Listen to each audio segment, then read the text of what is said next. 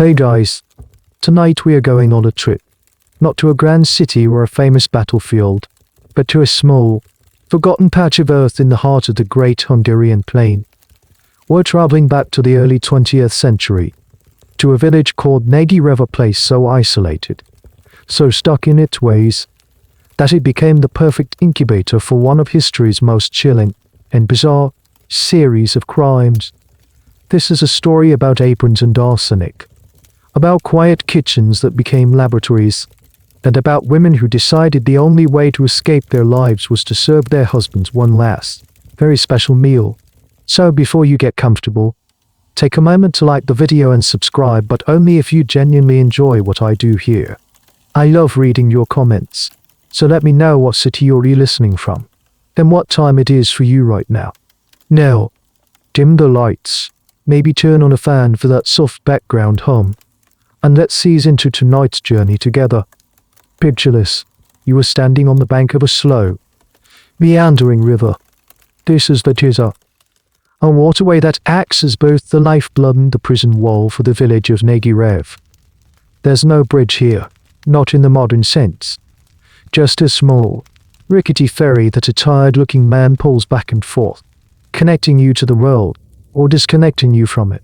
You step off the ferry and your boots sink immediately into thick, heavy mud. This isn't just a puddle, the mud is a permanent feature of the landscape. It cakes the upaved streets, clings to the wheels of carts, and seems to want to pull you down, to hold you in place. This mud is the first thing you need to understand about Nagyrév. It's not just dirt, it's a symbol of being stuck. You walk into the village itself. The houses are low slung, made of wattle and double lattice of wooden strips covered in a mixture of wet soil, clay, sand, and straw. The roofs are thatched. Smoke curls lazily from the chimneys, carrying the scent of burning wood and maybe a hint of stewing cabbage.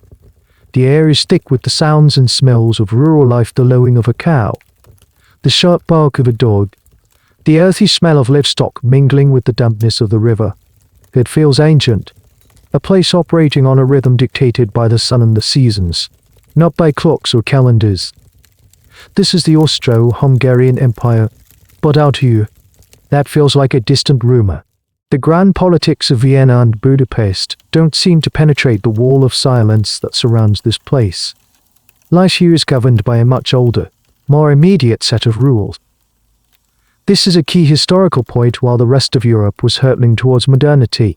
Vast swaths of its rural heartland, especially in places like Hungary, were still living in a state that was almost feudal. Serfdom had been officially abolished decades earlier, but the mindset remained: you are either a landowner, which is rare, or you are a peasant, working land that isn't yours, your life tied to the soil and the whims of those who own it. Here's a strange little detail about a place like this: the concept of privacy is almost non-existent. The houses are small, often just 1 or 2 rooms for an entire family. Your neighbors know when you wake up, what you're cooking for dinner, and when you argue with your spouse. Secrets are hard to keep, and yet, this entire village would soon become the keeper of the biggest, darkest secret of all. The very lack of privacy would, paradoxically, become its best defense. When everyone is in on the secret, there's no one left to tell. The village feels sleepy, almost tranquil, but there's an undercurrent you can't put your finger on. A stillness that feels less like peace and more like resignation. The faces you see are weathered, etched with the hardship of manual labor. The women, in particular, move with a kind of heavy grace, their hands rough, their backs slightly stooped.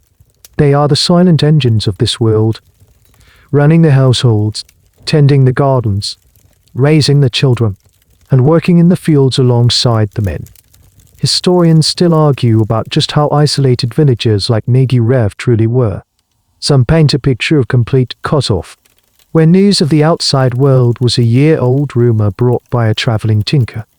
Others suggest that even in these remote corners, ideas and information flowed more freely than we imagine. Through letters, newspapers read aloud by the literate few, and stories passed along the river, This debate is central to what happens next. Was the arsenic conspiracy a product of pure, unadulterated isolation? A folk custom gone wrong that could only fester in a sealed-off environment, or was it, in its untwisted way, a reaction to the changing world, a desperate attempt by its people to seize a form of modern control over their own destinies, using the only tools they had? As the sun begins to set, casting long shadows across the muddy lanes, the village seems to sink even deeper into itself. The doors close. The low chatter fades. You are left under a vast, starry sky, with the sound of the river whispering nearby. It's a whisper that sounds like it could be telling stories, or maybe, just maybe, it's warning you. You feel a chill that has nothing to do with the evening air. You are in Nagyrév, the place on the very edge of the map, and you can already sense that beneath the placid surface of modern tradition, something is terribly wrong. That chill you feel isn't just in the air, it's settling deep inside you. Because this isn't just a place you're visiting. This is your home. You are a young woman in Nagyrév, and your entire life has been laid out for you like a well-worn map. There are no surprise detours, no exciting new roads to discover. There is only one path, and you've known it since you were old enough to understand words. Your life is a script, written by generations of tradition, and you have no power to change a single line. From the moment you were born, you were seen not just as a daughter, but as a future wife and laborer.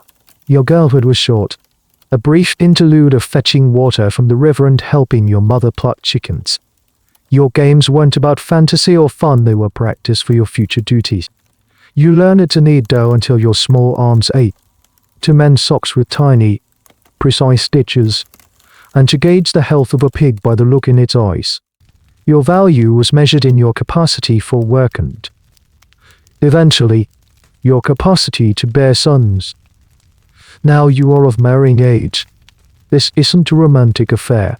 There is no courtship, no stolen glances across a crowded room, no choosing of a partner. Your marriage is a business transaction, arranged by your father. You will meet with the father of a prospective groom, perhaps over a bottle of fiery home-made Polinke, the local fruit brandy. They won't discuss your hopes or your personality. They will discuss your dowry. What can your family offer? A healthy cow, a few acres of land, a feather bed, and a dozen embroidered pillowcases in return. What does the groom's family offer? A roof over your head and a status that is slightly, or significantly, better than the one you were born into. You are the living, breathing centerpiece of this negotiation. This system of arranged marriages was the bedrock of rural Hungarian society. It wasn't about love, it was about the consolidation of property and the survival of the family unit. But here in Nagyrév, there were peculiar local rituals woven into this process. Here's a little-known custom. Once a potential match was agreed upon by the fathers, the groom's mother would pay a surprise visit to your home.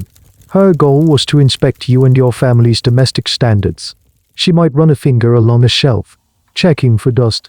She would demand to see the linens you had woven, holding them up to the light to judge the quality of your work.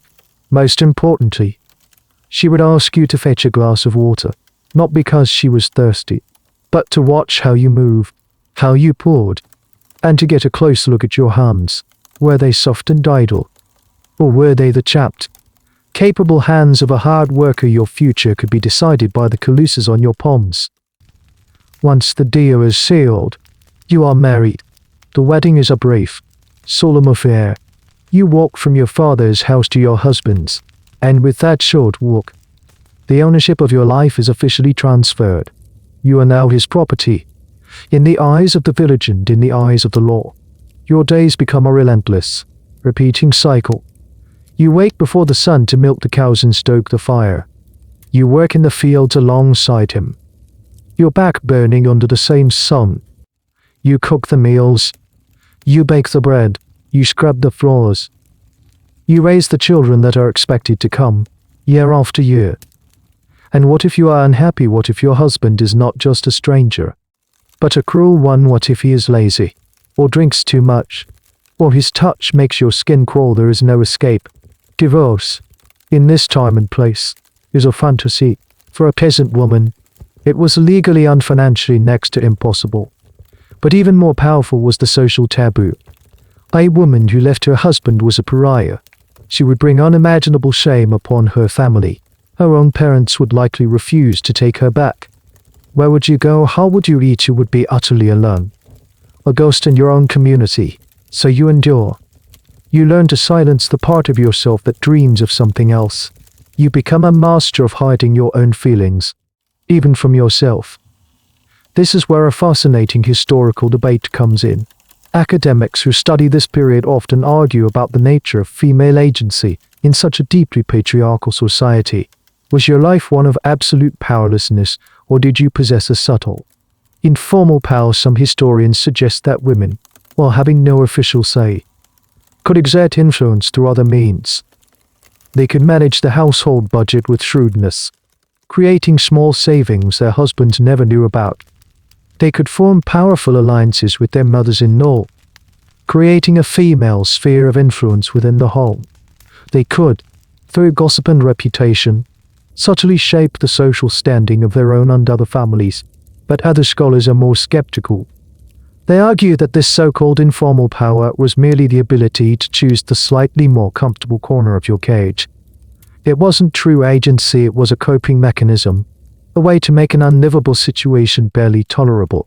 Was the ability to persuade your husband to plant potatoes instead of corn a form of power, or just a testament to your endurance and manipulation skills, born of sheer desperation? As you lie on your straw mattress at night, next to a man you did not choose, you can hear the river flowing outside. It sounds like it's going somewhere. But you are not. The script has been followed. The transaction is complete. You are no longer your father's daughter, you are your husband's wife. And you realize, with a cold, sinking certainty, that this role is a life sentence. There is no parole. The only exit clause in this contract is death. And as you stare into the darkness, a dangerous, unthinkable question begins to form in the quietest corners of your mind: whose death will it be? The days bleed into one another, a monotonous rhythm of chores and silence. You learn to navigate your small world, your home, which feels more like a shared cell.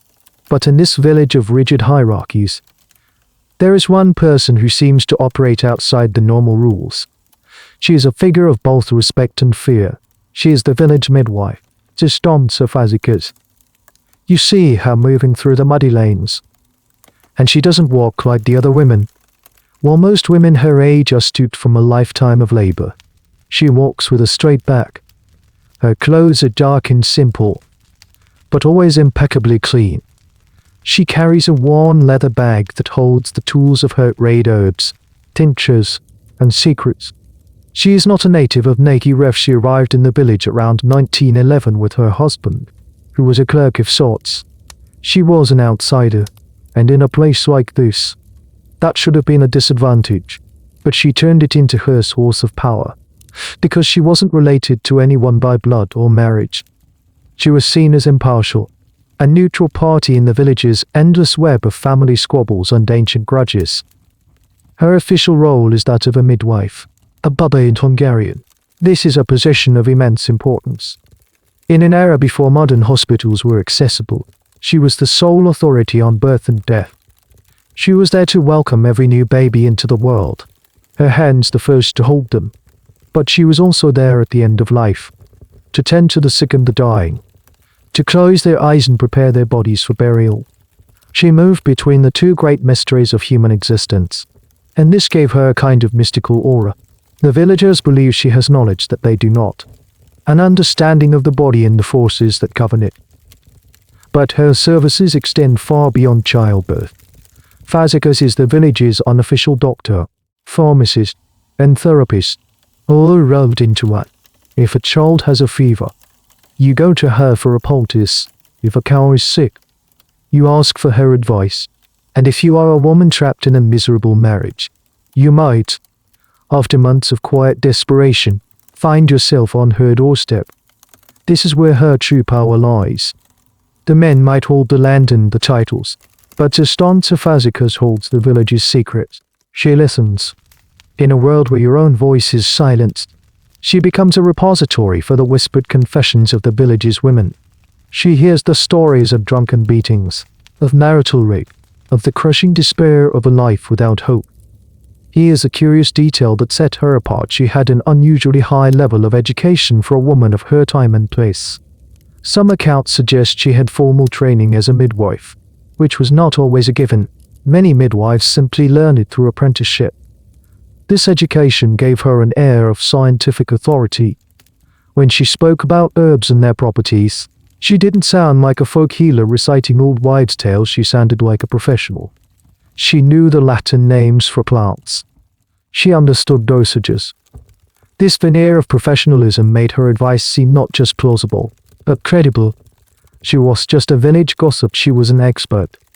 It's in her small, tidy house, with bundles of dried herbs hanging from the rafters and jars of colored liquids lining the shelves, that the script of your life begins to get its first potential revision. You might go to her initially for something simple, a headache remedy, a cream for a skin rash, as she grinds herbs with a mortar and pestle. She watches you. She has a way of asking questions that are both gentle and probing. You look tired. My dear, is your husband providing well for you? Are you happy? That last question is a shock. No one has ever asked you if you are happy. It was never considered relevant. This is where historical views on figures like Fazekas diverge. Was she a predator? A sociopath who saw an opportunity in the misery of others and exploited it for her own gain? This is the traditional interpretation, painting her as a manipulative, almost satanic figure who corrupted the women of Nagyrév.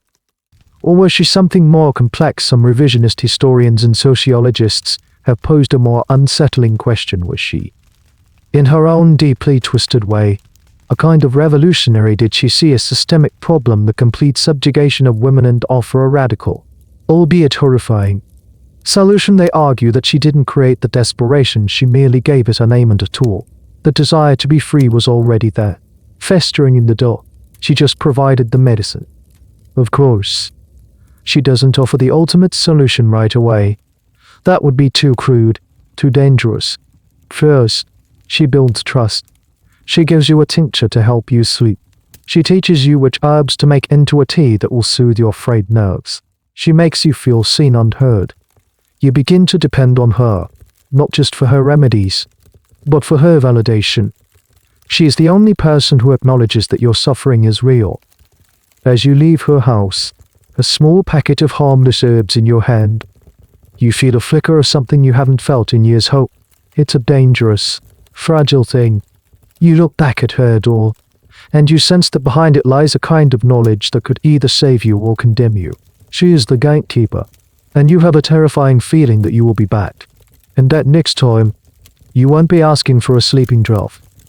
You will be asking for a way to wake up from the nightmare of your life.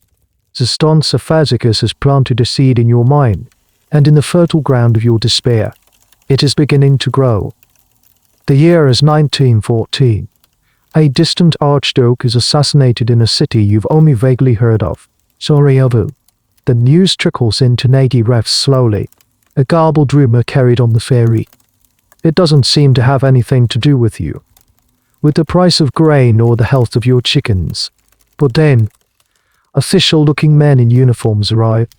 They post notices in the village square, notices that only a few people, like Fazekas' husband, can read aloud. The Austro-Hungarian Empire is at war, and they need soldiers. They need your husbands. Suddenly, the village is turned upside down. Men you have known your whole life, men who have never traveled farther than the next market town, are being conscripted. There are tearful, bewildered goodbyes. Your husband, the man who was the unchangeable center of your universe, is given a uniform that doesn't quite fit in the rifle he barely knows how to hold. He is marched away with the others, leaving you standing in the muddy lane, watching until they are just specks on the horizon. And then, there is silence. A strange new era begins in Nagyrév, with the men gone, the fathers, the husbands, the sons. The village is transformed. It becomes a realm of women, For the first time in your life, you are the head of your household. You are in charge. The initial feeling is one of panic. How will you manage the heavy field work? How will you protect the livestock? But then, something remarkable happens. You and the other women of the village, you manage. You discover a strength you never knew you had. You learn to plow the fields yourselves, working in teams. Your combined muscle replacing that of the absent men. You learn to repair a broken fence, to negotiate with the grain merchant, to make all the decisions that were once made for you. Your days are still long and hard, perhaps even harder than before. But there's a crucial difference: the work is yours. The fruits of your labor belong to you and your children. There is no one to come home to in a drunken rage, demanding dinner and then demanding you. This period, from roughly 1914 to 1918, is what some sociologists refer to as a social vacuum. The traditional power structure was removed, and something new rushed in to fill the void. The women of Nagyrév, and countless other villages like it across Europe, experienced an unprecedented taste of autonomy. They were running the world, or at least their small corner of it. The kitchen, once the site of your servitude, now becomes your command center. You meet with other women, not just for idle gossip, but for strategic planning. Whose field should be harvested first? Who has a surplus of eggs to trade for flour? You form a cooperative, a sisterhood born of necessity. And you begin to feel something else. Peace. The nights are quiet. The constant, low-level fear that was the background noise of your life has vanished. You can sleep through the night without being woken by a fumbling, demanding hand. You can laugh with your children without a scowling presence in the corner sucking the joy out of the room. This is a profound revelation. Your life, without a man in it, is not just manageable, it's better. Here's a peculiar side effect of this period: the arrival of prisoners of war. The Austro-Hungarian army established POW camps not far from places like Nagyrév. Sometimes, prisoners, often Russians or Italians, were assigned to villages as farm laborers to replace the conscripted men. Imagine this suddenly. No, for unmen are in your midst. They are not your masters. In fact, their status is lower than yours. Some of them are educated, gentlemen from faraway cities. They might be able to read and write, to play a musical instrument, to speak of a world you can't even imagine. And, inevitably, relationships form. Historians tread carefully here, as evidence is scarce and mostly anecdotal. But it's a critical part of the story. For some women, trapped in loveless, brutal marriages, this was the first time they had ever experienced tenderness, or a conversation with a man that wasn't about orders or complaints. Love affairs blossomed in secret.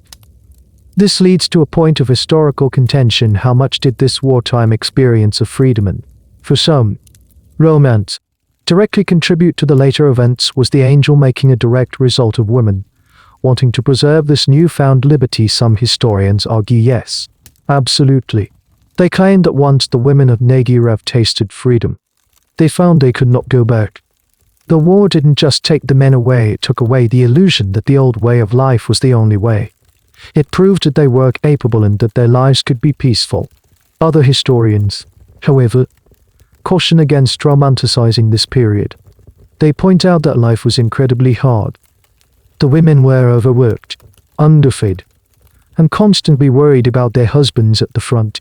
They argue that the later poisonings were less about preserving a golden age of freedom and more a reaction to the specific horrors that came after the war, when the men returned.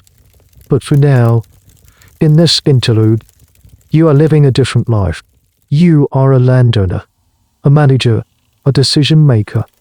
You visit Zsuzsanna Fazekas not with a heart full of despair, but perhaps for a tonic to give you strength for the harvest. The power dynamic in the village has shifted. It is the women who hold the knowledge, the skills, and the authority. You have proven to the world, and more importantly, to yourself, that you don't need a husband to survive. The problem is, the war won't last forever, and you have a gnawing fear in the pit of your stomach what will happen when the heroes come home. You've had a taste of what it's like to be free, and it tastes dangerously sweet. The war ends. The church bells ring, but the sound feels hollow, uncertain.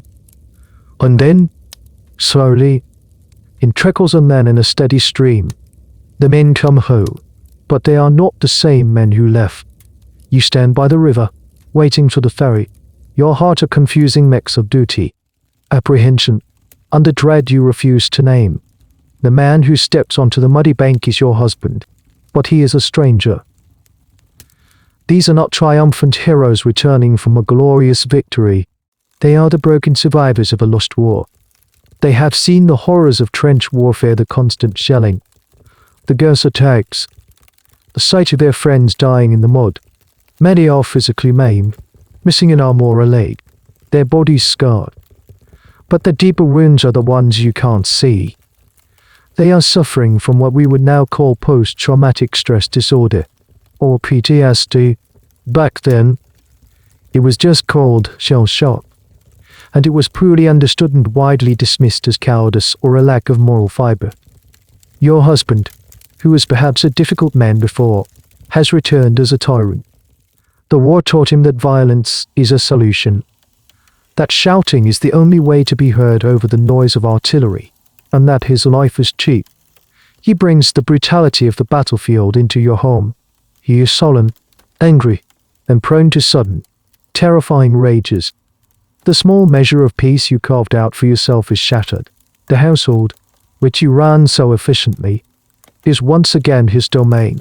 He criticizes your every decision, belittles the work you did to keep the farm afloat, and reasserts his dominance in the most brutal ways. This phenomenon was not unique to Nagyrév, it was a crisis across all of Europe. Millions of traumatized men returned to societies that didn't know what to do with them. A key historical point is the complete lack of psychological support systems. There were no therapists, no veterans support groups, no understanding of mental trauma.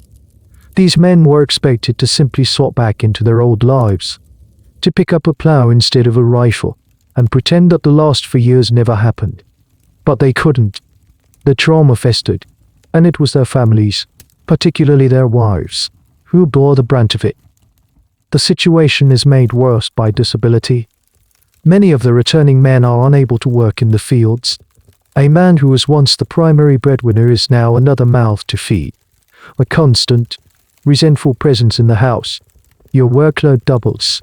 You now have to do all the farm work and care for an invalid who is not grateful, but bitter. He sees his dependence on you as a source of humiliation, and he lashes out.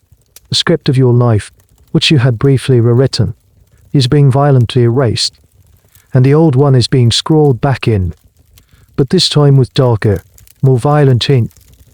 Here's a bizarre and heartbreaking detail from the period The Cult of the Hero. On one hand, society had no idea how to heal these men.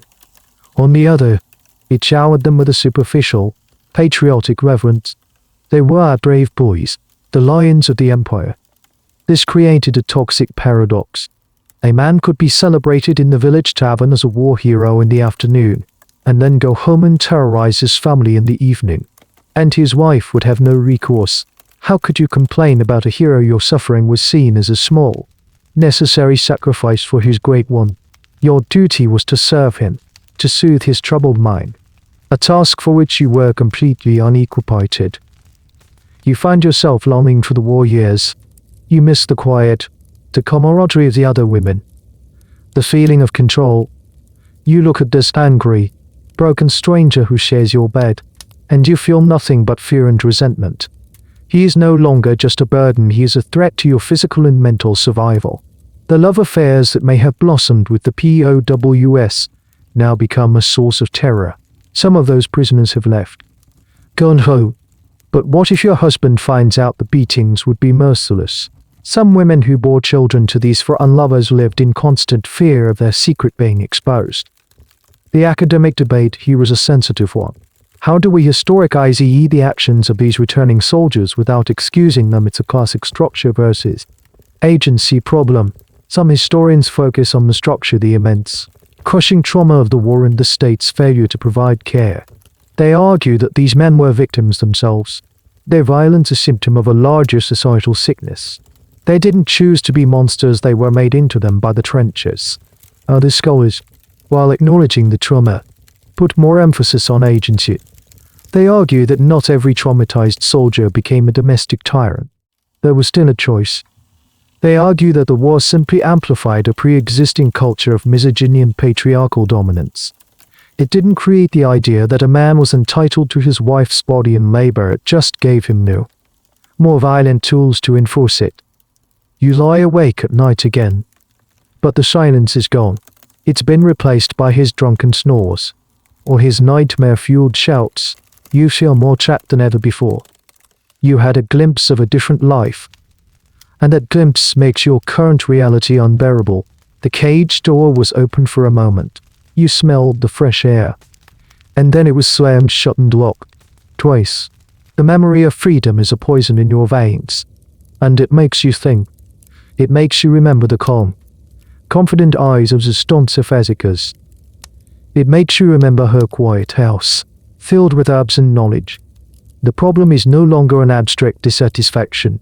It's a man, sleeping a few feet away, a man who has brought the war home with him. And you realize that if you want to survive his war, you might have to start one of your own. Your mind is made up. The fear of staying has finally become greater than the fear of acting. One evening, after a particularly brutal day has ended with a slammed door and a plate of food thrown against the wall, you wait. You wait until his snores are deep and steady. A rattling sound that fills the small house. You slip out of bed, your bare feet silent on the cold, earthen floor. You don't take the main path. You move through the back gardens and alleyways. A shadow among shadows, your heart pounding a frantic rhythm against your ribs. Every snap twig sounds like a gunshot. Every hoot of an owl feels like an accusation. Your destination is the one house in the village that seems to be waiting for visitors like you, the home of Zsuzsanna Fazekas. You tap lightly on her door, a sound so faint you're not sure you even made it. But the door opens almost immediately, as if she was expecting you. She ushers you inside without a word. The air in her house smells of dried chamomile and something else. Something sharp and metallic that you can't quite place. She gestures for you to sit at her small wooden table. She doesn't ask why you've come. She knows. She lets you talk. The words pour out of you in a torrent of whispered misery. You tell her about the rages, the fear, the word, the utter hopelessness of your situation. You tell her you can't go on. She listens patiently, her face unreadable in the flickering lamplight. Her calmness is a stark contrast to your frantic terror, and it has a steadying effect. When you are finished, your voice raw, she simply nods. Then, she begins to speak. Her voice is low, almost a lullaby. She doesn't use words like murder or kill. She speaks in euphemisms, a coded language of healing and release. There are some sicknesses, she might say, that a man cannot recover from. It is a kindness to help him find his peace. A difficult marriage is like a heavy burden. Sometimes, the only way to move forward is to set the burden down. She reframes the act. She is not proposing a crime, she is offering a solution. A way out of QUT. It's a form of medical intervention for a social disease. This moment is the crucial turning point. This is where the conspiracy truly begins. Not as a grand plot, but as a quiet conversation between two women in the middle of the night. Fazekas is the catalyst. She has the authority and the medicine. You have the desperation and the access. It's a terrifying symbiosis. She explains that she has something that can help. A special powder. It is, she says, undetectable. It mimics the symptoms of a sudden, violent stomach illness. A man could be healthy at dinner and gone by morning. No one would suspect a thing. Here is a strange and chilling detail about her methods of persuasion. According to later testimonies, Fazekas would sometimes engage in a form of amateur psychoanalysis.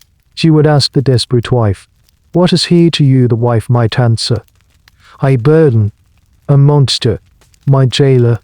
Fazekas would then say, "He is not your husband. The man you married died in the war. This thing that came back. This is just a problem that needs to be solved." By framing the husband as an impostor, a thing that had replaced the real person, she dehumanized him. This psychological trick made the unthinkable act seem not only necessary but justified. You wouldn't be killing your husband, you would be removing an intruder from your home. The historical mainstream view is that Fazekas was a master manipulator, preying on vulnerable women. She identified their deepest fears and desires and crafted her pitch perfectly. She offered not just a poison, but a philosophy to go with it. A way to live with the act afterward. However, some historical sociologists propose a more collaborative model. They argue that it wasn't always a one-way street. In some cases, the women may have approached Fazekas with the idea already half-formed in their own minds. They didn't need to be convinced they needed a facilitator.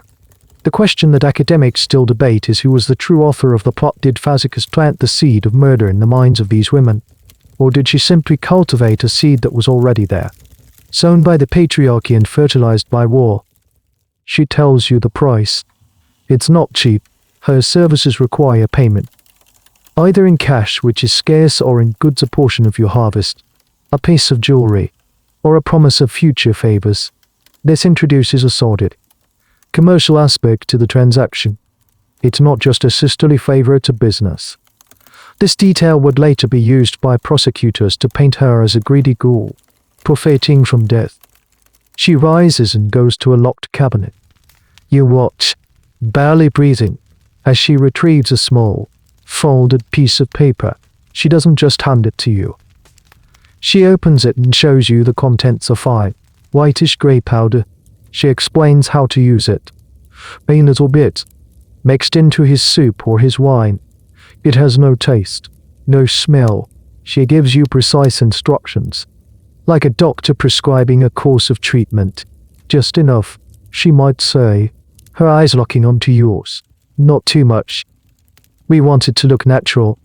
You take the small paper packet. It feels impossibly heavy in your hand, a weight far greater than a few grams of powder. This is the moment of final commitment. As long as it was just words, just a desperate fantasy, you could still turn back. But now you hold the means in your hand. You have crossed a threshold.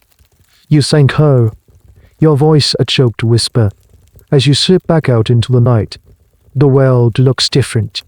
The familiar shapes of the houses and trees seem alien, sinister. You are no longer just an unhappy wife. You are a conspirator. You are walking home with a secret that could either set you free or destroy you completely.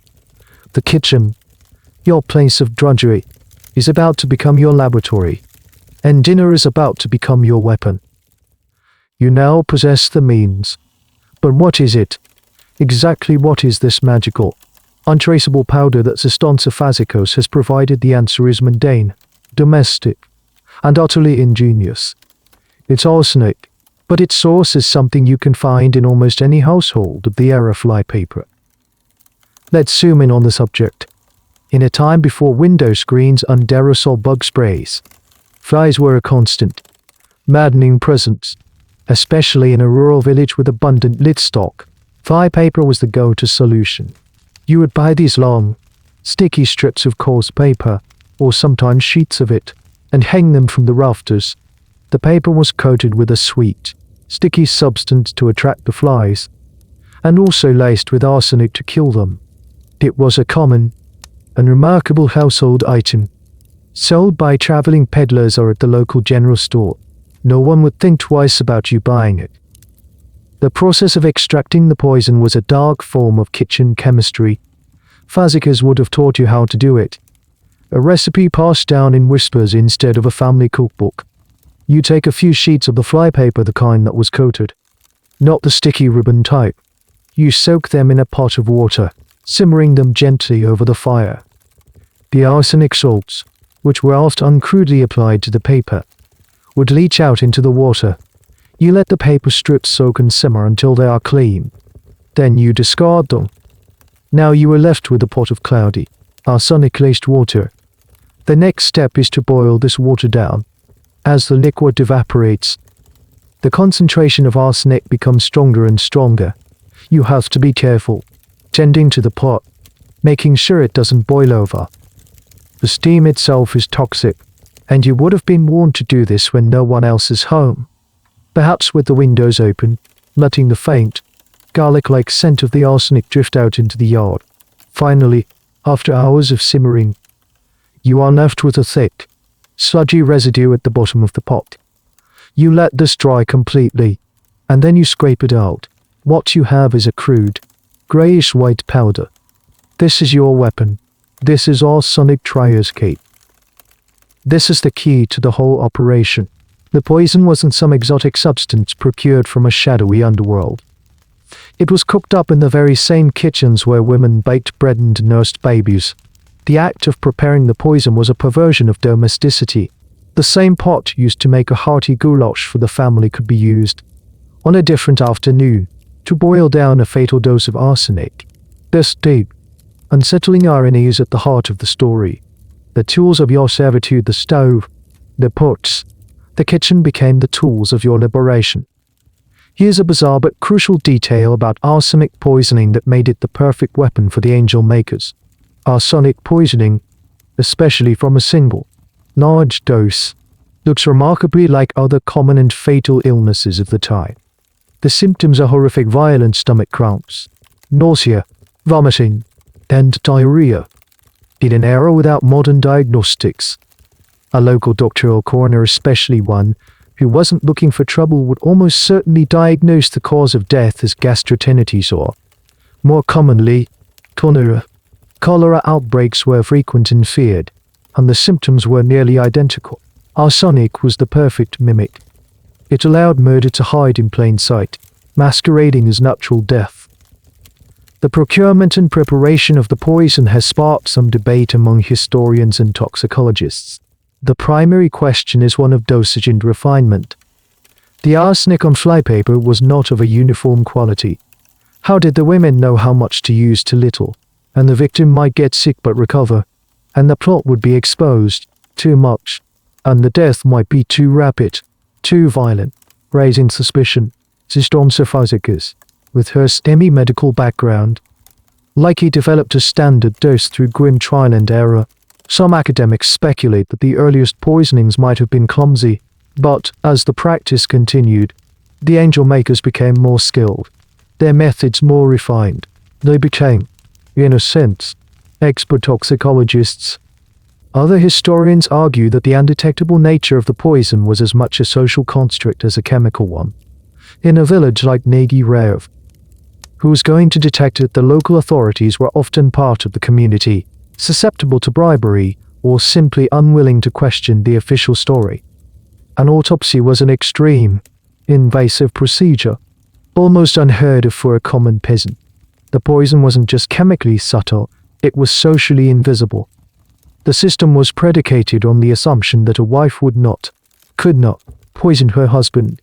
This powerful social bias was the angel maker's greatest shield.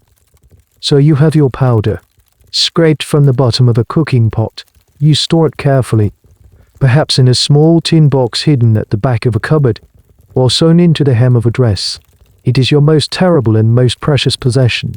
Every time you see it, you are reminded of the line you are about to cross. You are no longer just a cook, a wife, a mother. You have taken on another role, one taught to you by the village midwife. You are a chemist, an alchemist, turning a common household product into a substance that can rewrite your future.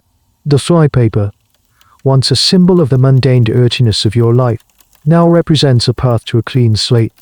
All you have to do is find the right moment to serve it. The arsenic is ready.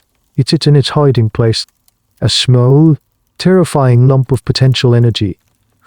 Days, maybe even weeks, go by. You are waiting for the right moment. This is not a crime of passion, a sudden, explosive act of violence. This is a cold, calculated execution, and it requires planning.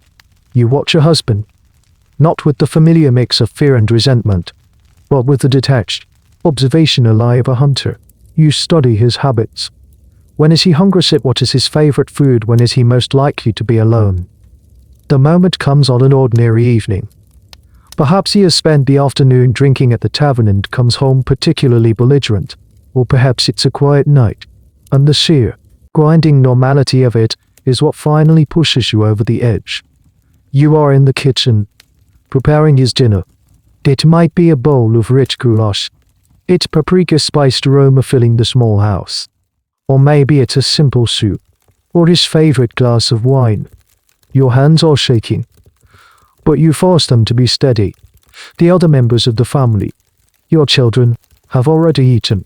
This meal is just for him. You take a tiny pinch of the grayish-white powder from its hiding place. Your heart is a frantic bird beating against the cage of your ribs. You look at the small mound of dust on your fingertip. It seems like nothing. How can this little bit of dust have the power to end a life, to end your life as you know it? You take a deep breath, and with a final, decisive movement, you stir the arsenic into his soup. You watch it dissolve, disappearing without a trace. The soup looks exactly the same. It smells the same. But you know it is transformed. It is no longer just food, it is fate. You carry the bowl to the table. This is perhaps the most difficult part of all. You have to act normal. You place the bowl in front of him. You cannot let the terror in your eyes betray you. You might even have to sit at the table with him, engaging in whatever passes for conversation in your house. You watch as he picks up the spoon. The sound of the metal scraping against the ceramic bowl is deafening. He lifts the first spoonful to his lips. In that instant, time seems to stretch and warp. You see every detail, the way the light catches the steam rising from the soup, the rough texture of his hands wrapped around the spoon, the small mole on his cheek. This is the point of no return. As he swallows that first bite, the contract is sealed. There is nothing you can do to stop it now. You have set a terrible machine in motion, and it will run its course. He might compliment the soup. This is good. He might grunt, and you have to nod, maybe even trace a small smile. I'm glad you like it. The sheer, gut-wrenching irony of the moment is almost too much to bear. You are being praised for the instrument of his death. You wait. The hours after the meal are an agony of suspense. He might feel nothing at first. He might finish his dinner, push his chair back from the table, and settle by the fire. You clean the dishes. Your mind is screaming for it. Every minute that passes is both a relief and a new wave of terror. Did it work? Did you use enough? Did you use too much? Then, the first signs begin. A groan. He clutches his stomach. My stomach hurts. He might complain, his voice thick with irritation. He blames your cooking. You feign concern. Maybe you ate something that disagreed with you. The cramps intensify. He doubles over in pain. The vomiting begins, violent and uncontrollable. This is the arsenic at work, scorching the lining of his stomach and intestines. Here's a grim but historically significant detail. Your role now shifts from executioner to caregiver. You must play the part of the devoted, frantic wife. You bring him water, which he cannot keep down. You wipe his brow with a cool cloth. You wring your hands and pace the floor, the very picture of spousal concern. This performance is just as crucial as the poisoning itself. Your apparent grief is your alibi. The whole village must see you trying to save him. The historical accounts are divided on the emotional state of the women during these final hours. Were they cold, detached observers, secretly reveling in their imminent freedom, or were they racked with guilt and horrifying last-minute pity for the suffering man in their bed? The truth is likely complex and varied from woman to woman to woman. Some historians argue that years of abuse and dehumanization had effectively killed any empathy they might have had for their husband. They were simply watching a problem resolve itself.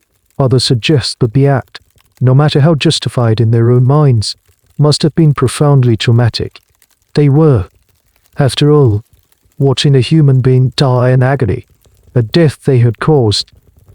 This debate touches upon the very nature of human psychology. Can you completely sever the bonds of empathy, even for someone you hate? As dawn approaches, his struggles weaken. His body is exhausted, dehydrated. His breathing becomes shallow. You are there, by his bedside, holding his hand as the last flicker of life fades. And then, it is over. Silence descends upon the house once more. But this is a different kind of silence. It's not the tense, temporary silence of an abuser's slumber. It is a deep, profound, and permanent silence. The burden has been set down. The jailer is gone. You are free. But as you look at the still form in the bed, a new, cold feeling begins to creep in. It's the chilling realization that you are no longer just a victim. You are a killer. You have taken your first spoonful of freedom, and it tastes of arsenic. The sun rises on your first day of freedom. But your work is not yet done. The performance must continue. You run from your house, your hair artfully disheveled, your face a mask of grief. You sob and wail, beating on the doors of your neighbors. He's gone. He's gone. He was fine last night, and then a terrible sickness took him. The village awakens to the news of another sudden death. The women gather around you, offering condolences, their faces grim. Some of them know the truth. Their eyes meet yours for a fleeting second, a flicker of understanding passing between you. They are your silent accomplices. But for the conspiracy to hold, it needs more than just the silence of a few sympathetic neighbors. It needs official sanction. And this is where the next crucial link in the chain is forged. Every death in the village, no matter how seemingly natural, has to be officially recorded. A death certificate must be issued. And the person responsible for this in Nagyrév is a man named Mr. He is the village clerk and the local coroner, a position that gives him immense power in this isolated community. He is Fazekas' cousin. You, or more likely, Zsuzsanna Fazekas on your behalf, will pay a visit to Mr. This is not an investigation, it's a notification. Fazekas, in her capacity as the village's unofficial medical authority, will explain the situation. It was a terrible stomach ailment. She might say, her voice laced with professional gravity. It came on so suddenly. I've seen it before. It looks just like cholera. Days. A man who likely understands the true nature of the village's cholera problem will nod sagely. He will listen to the story without asking too many inconvenient questions. He will not ask to see the body. He will not perform an autopsy. The very idea would be considered barbaric and unnecessary. Why does a create a body when the cause of death is so obvious? He will take out his official ledger, dip his pen in the inkwell, and fill out the death certificate. Under cause of death, he will write a single word: intestinal cater or gastroenteritis. If he wants to be particularly helpful, he'll attribute it to old age or heart failure, even if the deceased was a man in his 40s. This act of signing the death certificate is the linchpin of the entire conspiracy. It transforms a murder into a statistic of natural death. It is the bureaucratic magic wand that makes the crime disappear. Szabo is not just a passive bystander, he is an active and essential participant. His signature provides the official cover that allows the angel-making to continue, year after year, without rousing suspicion from higher authorities. Of course, his cooperation comes at a price. This is where the business side of the operation becomes clear. A portion of the fee you paid to Fazekas will find its way into Mr. Szabo's pocket. It's a bribe, plain and simple, disguised as a fee for services rendered. This financial arrangement creates a powerful incentive for him to keep the secret. He is not just helping his cousin, he is profiting from the deaths. This detail is crucial because it complicates the narrative. The conspiracy is not just a sisterhood of oppressed women, it's also a corrupt cottage industry of death, run by Fazekas and her male relatives. Here is a strange but telling detail about the social dynamics of this arrangement. In the patriarchal world of Nagyrév, Szabo held a position of official power over Fazekas. He was the man, the state-sanctioned official. She was just the village midwife. But, in the secret world of the angel makers, the roles were reversed. Fazekas was the mastermind, the CEO of the operation. Szabo was, in essence, her employee. He took his orders from her. This inversion of the traditional gender hierarchy is one of the most fascinating aspects of the case. In the shadows, a woman was giving orders to a man in a position of authority, and he was obeying. The role of these corrupt low-level officials in enabling crimes like this is a subject of ongoing historical discussion. How complicit were they? Did Shabo fully understand that he was covering up dozens of murders, or did he engage in a form of willful blindness, choosing not to ask questions as long as the money kept coming in? Some historians portray him as a cold, calculating accomplice, a man just as guilty as the women who administered the poison. Others suggest a more nuanced picture. Perhaps he saw himself as a pragmatist. In a village full of brutal, abusive men, maybe he, too, saw the poisonings as a form of rough, necessary justice. Or maybe he was simply a weak man, dominated by his more intelligent and ruthless cousin, caught in a web he couldn't escape. The records of his interrogation are ambiguous, leaving his true motives shrouded in mystery. With a death certificate signed, the final step can precede the funeral. The funeral is a public performance of grief. You, the grieving widow, will be the star of the show, dressed in black. You are weaponed king, supported by the other women. The village priest will say the prayers. The coffin will be lowered into the muddy earth of the village cemetery. As the first shovel of dirt is thrown onto the coffin, you feel a profound sense of finality. The secret is buried. The problem is solved. You are now a widow. In this society, that status grants you a new kind of freedom. You are no longer anyone's property. You are the head of your own household, the owner of your own land if your husband had any.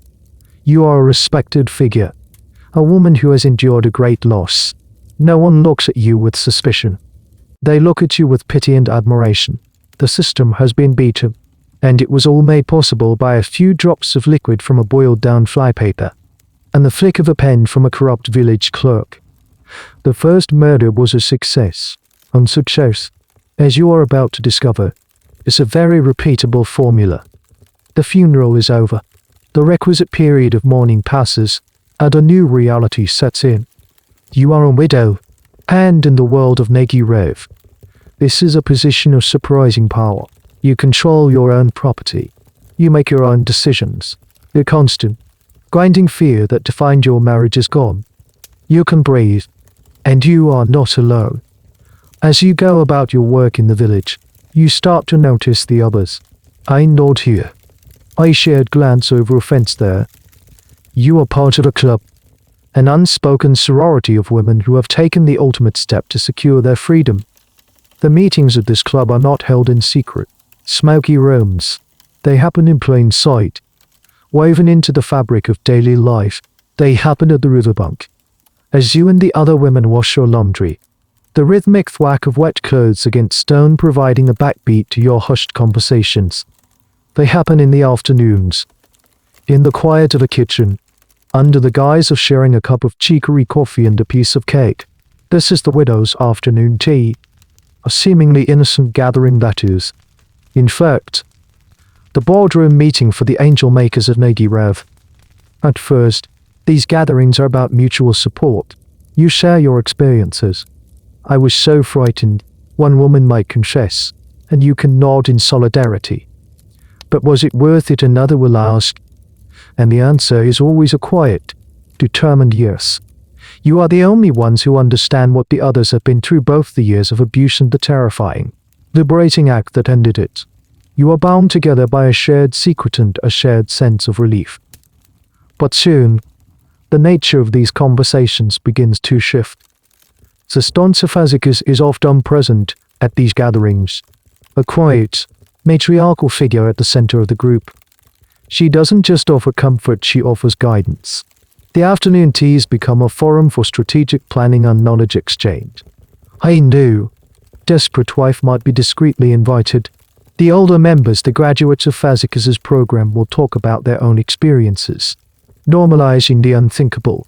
They speak in the same coded language Fazekas uses. They don't talk about killing their husbands, they talk about solving a problem or freeing themselves from a burden. This communal aspect is what makes the Nagyrév case so unique. It wasn't one isolated woman acting alone. It became a social contagion, a shared technology of liberation that spread through the female population of the village. A woman considering the act wasn't just relying on Fazekas, she had a whole support network of peers who could reassure her, advise her, and validate her decision. They could tell her, "I did it, and my life is better. You can do it too." This peer pressure, this sense of a shared, righteous cause, made it easier for more and more women to join the circle. Here's a small, chilling detail that illustrates the normalization of the process. According to some accounts, the women developed a dark, colloquial term for the act of poisoning. They called it doing a Fazekas or simply arranging a funeral. It became a known procedure, a service one could procure in the village, like hiring someone to thatch your roof. This linguistic shift shows how deeply the practice became embedded in the local culture. It was no longer a shocking, transgressive act, it was a practical solution to a common problem. The nature of this secret society has been a topic of much debate for sociologists and historians. Was it a proto-feminist resistance movement? Some scholars argue that, in the absence of any legal or social recourse, the women of Nagyrév formed a shadow government, a matriarchal syndicate that dispensed its own form of justice. They created a system to protect women from male violence, using the only tools at their disposal. In this view, the afternoon teas were tactical sessions for a guerrilla war being fought on the domestic front. Other historians vehemently reject this interpretation. They point to the commercial aspect, the fees paid to Fazekas and Shobo, and argue that it was not a political movement but a murder for hire ring with a particularly niche clientele. They argue that to call it feminist is to corrupt the term, and that while the women's desperation was real, their solution was that of a criminal gang, not a revolutionary cell. They contend that the gatherings were not about sisterly support, but about reinforcing a shared psychosis, where the members enabled each other's worst impulses to maintain the security of the group. As you sit in that kitchen, sipping your coffee, you see the network in action. A younger woman, her eyes hollow with fear and exhaustion, is talking about her husband. The other widows listen. They don't offer empty platitudes. They offer practical advice. Does he drink his wine with dinner every night, one might ask. Does he have a favorite to another might inquire. They are not just offering sympathy, they are helping her to identify an opportunity. They are, in essence, peer-reviewing a murder plot. You realize the genius of Fazekas' model. She is not just a lone operator. She has created a self-perpetuating system. The graduates become her sales force, her recruiters, and her support staff. They identify new clients and prepare them psychologically for the act. By the time a new woman comes to Fazekas for the actual poison, she has been fully indoctrinated into the ideology of the angel makers. The afternoon sun slants through the window, illuminating the dust motes dancing in the air. The scene is one of perfect domestic tranquility. The smell of coffee, the quiet chatter of women, the clink of porcelain cups. It is a picture of peace. But it's a peace that is being bought at a terrible price. This is not a sorority of victims. It is a guild of killers, and this is their regular business meeting. And the main item on the agenda is figuring out who in the village will be next. The practice becomes routine.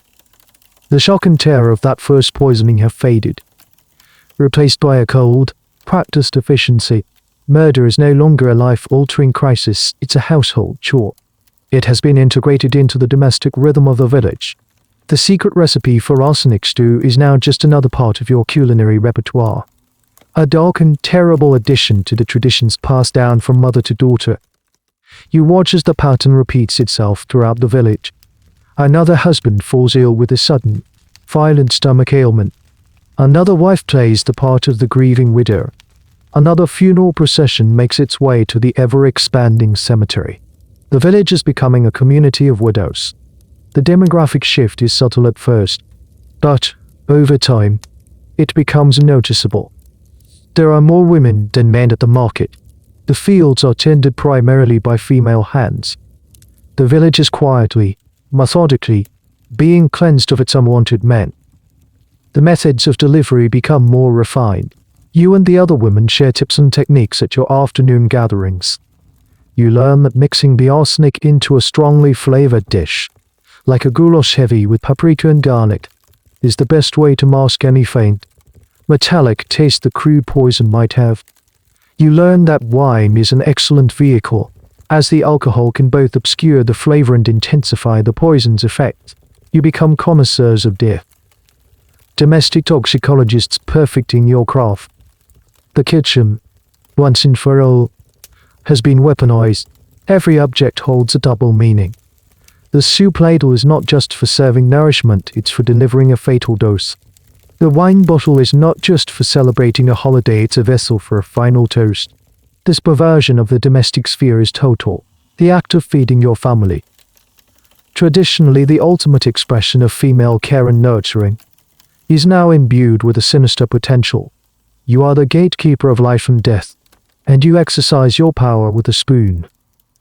Here's a particularly chilling and bizarre detail that emerged from later testimonies: the concept of the arsenic test. As the poisonings became more frequent, a thick layer of paranoia settled over the village, especially among the surviving men. Some men became so suspicious of their wives' cooking that they would refuse to eat until the wife had taken the first bite herself. The angel makers, however, developed a countermove. A wife would serve the poison stew, and when her husband demanded she eat some first, she would take a spoonful from a clean section of the bowl, where she hadn't stirred the arsenic in, or she would have a small amount of a harmless, non-poison portion on her own plate. It was a high-stakes game of culinary Russian roulette, played out over the dinner table. This period of our outernization is where the moral justifications begin to fray at the edges. The initial wave of poisonings was largely directed at men who were undeniably brutally traumatized. Violent veterans who had made their homes into private battlefields.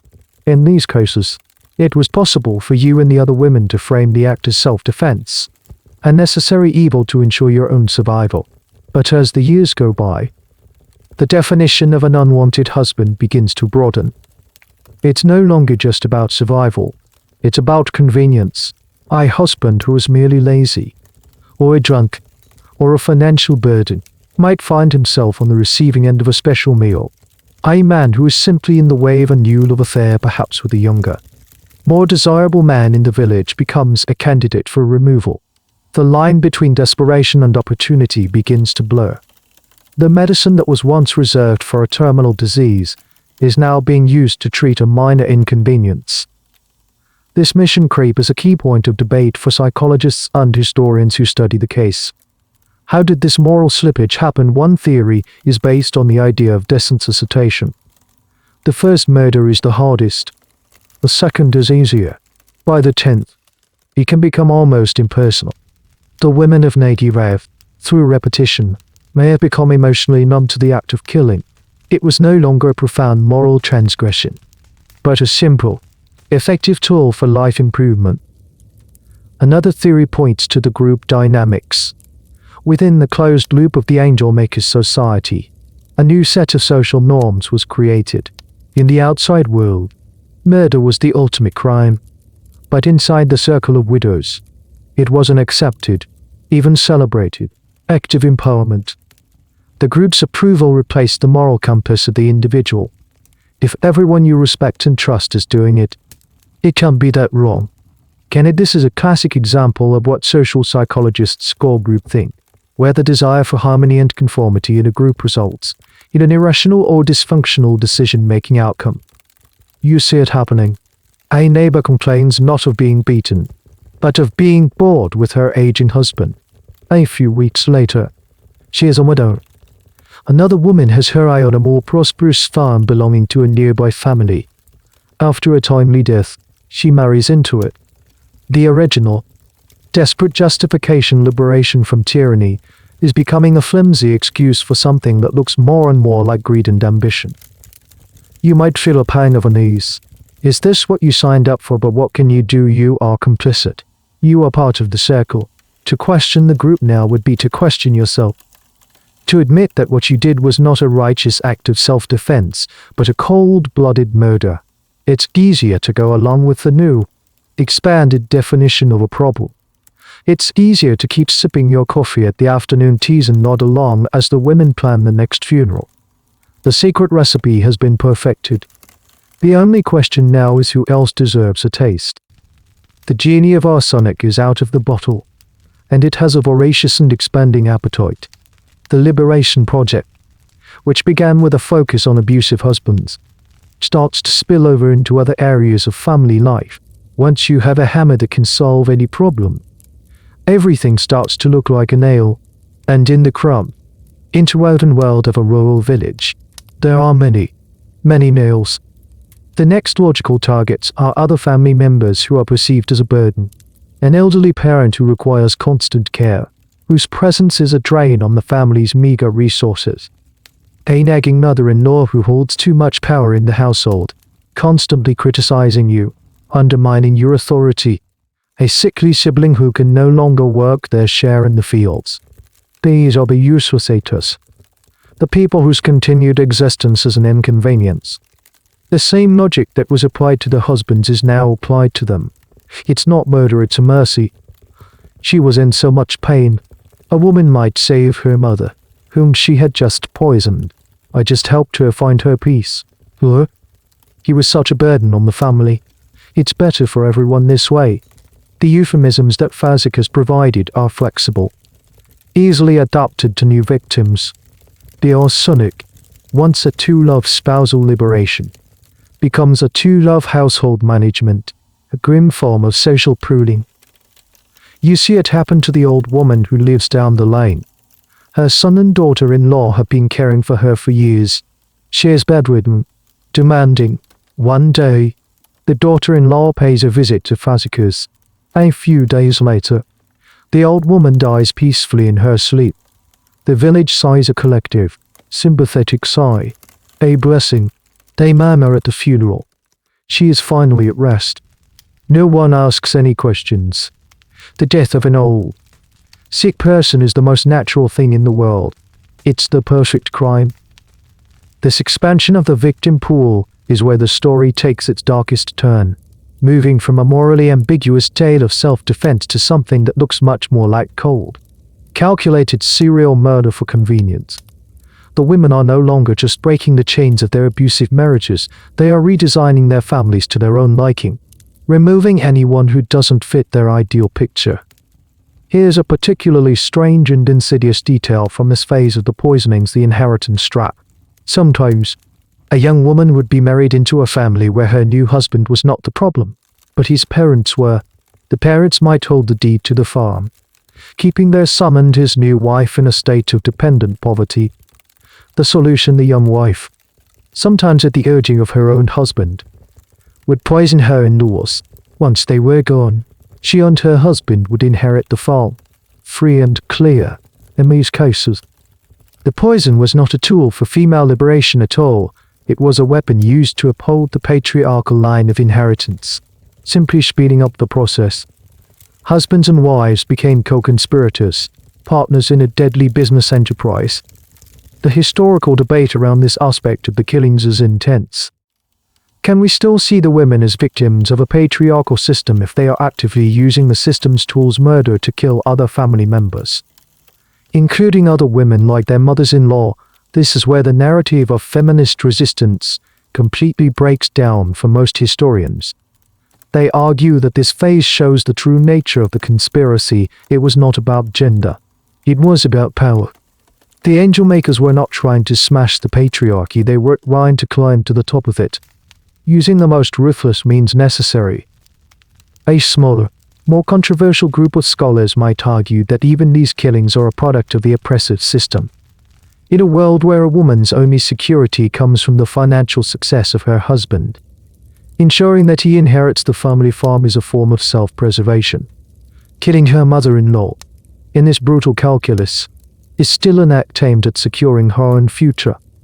It's a twisted logic, but it's a logic born from a system that offers women no other path to security. The atmosphere in the village grows thicker with secrets and suspicion. No, it's not just the men who have to be careful about what they eat. Anyone who is old, sick, or simply inconvenient might look at a bowl of soup with a new sense of dread. Family dinners, the cornerstone of community life, become fraught with unspoken tension. Who can you trust, your son, your daughter-in-law, the quiet niece who comes to care for you in your old age? You too, might find yourself contemplating an expansion of your own. Perhaps you have a lingering dispute with a cousin over a property line, or an annoying brother who drinks too much and is always asking for money. The thought crosses your mind, "Unbidden, I could solve this. I know how." The temptation is always there, a little whisper in the back of your head. The power is addictive. The feeling of being able to simply remove a problem from your life is a potent drug. The village cemetery is growing at an unnatural rate. The tidy rows of graves are a silent testament to the work of the angel makers. They are a monument to abusive husbands, inconvenient parents, and troublesome relatives. The project has moved far beyond its original scope. It has become a purge, but there is one final, horrifying frontier that the poison has yet to cross. The women have killed their husbands and their parents. Soon, they will turn to their children. This is the part of the story where the air gets thin, where the narrative descends into a place so dark that it's hard to breathe. The poisonings had, until now, been rationalized. Husbands were oppressors. Annoying relatives were burdens. The logic, however twisted, was one of self-interest and convenience. But now, the arsenic finds its way into the mouths of the most vulnerable, the most innocent, the children.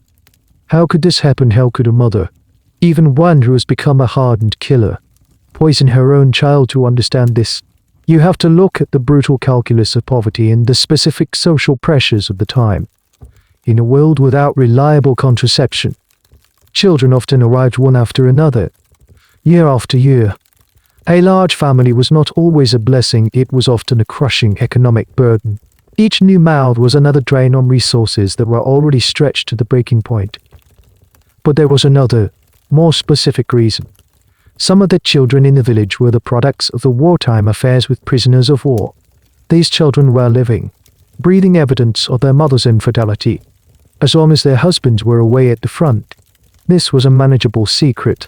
But now, with the husbands back, these children were a constant source of danger. A child who looked nothing like its supposed father could be a death sentence for both the mother and the child himself. And so, the unthinkable becomes a topic of conversation at the afternoon teas. A woman, trapped and terrified, might confess her situation to Fazekas and the other widows. He's starting to notice, she might whisper, referring to her husband's growing suspicion about their blonde-haired child in a family of dark-haired people. He asks questions. And the sisterhood, the support group that once helped her free herself from her husband, now offers a new, even more terrible solution. The logic is chillingly pragmatic. Removing the child is the only way to protect the mother. The euphemisms are adapted once again. The child is not being murdered, he is being sent away to the angels. This is where the name for the group, the Angel Makers, is believed to have originated. It's a sickeningly sweet term for an act of monstrous cruelty.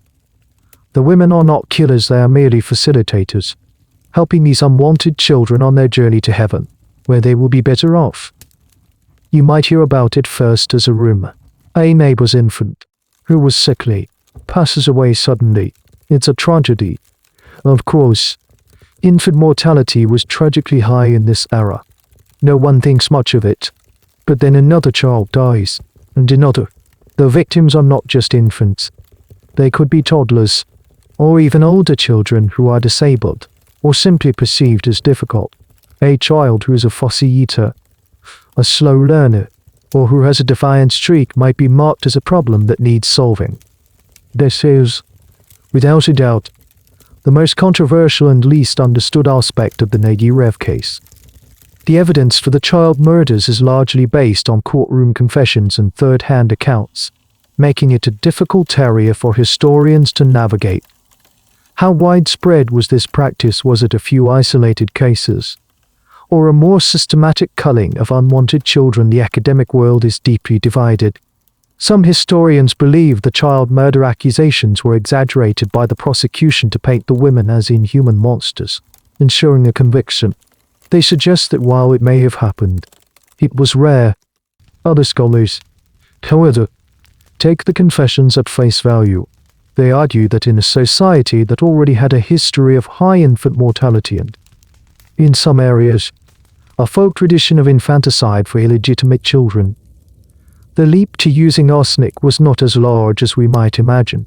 They point to the overwhelming social and economic pressures, arguing that the women were making a rational choice within an irrational and brutal system. It's a deeply uncomfortable position, but one that tries to understand the context rather than simply judging the act. Here is a detail so disturbing it's hard to comprehend.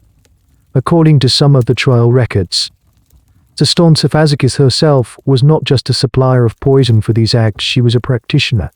As the village midwife, she was often present at births.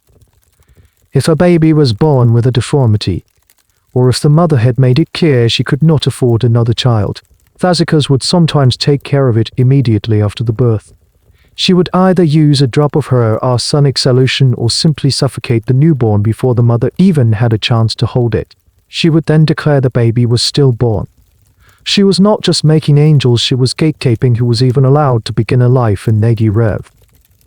You are now living in a village where the fundamental laws of nature seem to have been suspended. Husbands die before their wives. The old die at the convenience of the young, and children are not safe in their own mother's arms. The moral compass of the A community is gone, shattered into a million pieces. The poison has seeped into the very soul of the place. You look at your own children. Maybe you, too, have a child who is a difficult burden. Maybe you have felt that flash of resentment, that fleeting thought of, my life would be so much easier without. You push the thought away, horrified. But the fact that the thought could even exist is a testament to how toxic the atmosphere has become. The angel making has reached its terrible, logical conclusion. Once you decide that human life is disposable if it's inconvenient, there is no one who is truly safe. For more than a decade, from the end of the war until the late 1920s, Nagyrév exists in a state of suspended reality. On the surface, it is a quiet, unremarkable village. The rhythms of life continue. People plant their crops, harvest their fields, celebrate holidays, and mourn their dead. But underneath this placid surface, the entire community is sitting on a secret so vast and so terrible, it's almost impossible to comprehend. The village has become a living, breathing lie. Imagine the sheer psychological weight of this. Nearly every woman in the village is either a killer, an accomplice, or at the very least, a silent keeper of the secret. The men who remain live in a state of low-grade, unspoken terror. The children grow up in a world where Auntie so-and-so's husband got sick is a common occurrence. The lie is not just an absence of truth, it's an active, collaborative performance that everyone must participate in. Every single day. The conspiracy is held together by a complex web of mutual self-interest and mutual blackmail. You keep your neighbor's secret because she keeps yours. To expose anyone else would be to expose yourself. This network of shared guilt creates a powerful, unbreakable bond of silence. It's a fortress of secrets, and its walls are built from the fear of exposure. Any outsider who asks too many questions is met with a unified front of polite ignorance. It's God's will, they might say, of the high death rate. We have a lot of sickness in the marshlands here. This collective deception requires a constant, exhausting vigilance. Conversations are minefields of unspoken words. You have to remember who knows what. You have to watch what you say, even around your own family. The afternoon teas, once a source of comfort and solidarity, now have an edge of paranoia. You look at the other women, your sisters, and wonder, who will be the first to crack? Who can I really trust? This is a key point. The secret became the central organizing principle of the community. The social hierarchy of the village was redrawn. Power no longer rested with the landowners or the priest. The true power belonged to Zsuzsanna Fazekas and her inner circle of widows. They were the ones who knew all the secrets, who held the fates of others in their hands. A single, carelessly placed word from one of them could destroy a family. This created a new kind of terror, a silent reign of matriarchal authority built on poison and fear. Here's a bizarre, untelling detail about how the lie was maintained physically. The village cemetery. It was the one place where the truth was, quite literally, buried. Over the years, it became disproportionately large for a village of its size. It was filled with the graves of young and middle-aged men. Any outsider with a keen eye for statistics might have noticed this anomaly. To counter this, the villagers engaged in a form of subtle landscaping. Graves were sometimes left unmarked. The cemetery itself was allowed to become overgrown, the headstones sinking into the soft earth, obscuring the names and dates. The evidence was being slowly erased, swallowed by the very soil that held it. The long-term psychological effects of living in such a state are a subject of much speculation among historians and psychologists. What does it do to the human mind to live inside a lie of this magnitude for so long? Some academics, drawing on studies of other secretive communities or cults, suggest that the villagers likely developed a form of shared psychosis or folie à plusieurs. They collectively redefined reality to make their actions seem normal and justified. The lie, repeated often enough, becomes the truth. The euphemism sending to the angels. Solving a problem were not just codes, they were cognitive defense mechanisms, allowing the women to live with what they had done. Other historians argue that the strain must have been immense, leading to widespread paranoia, anxiety, and depression. They suggest that beneath the calm exterior, the village was a hotbed of mental illness. The silence was not peaceful, it was the sound of immense, collective repression.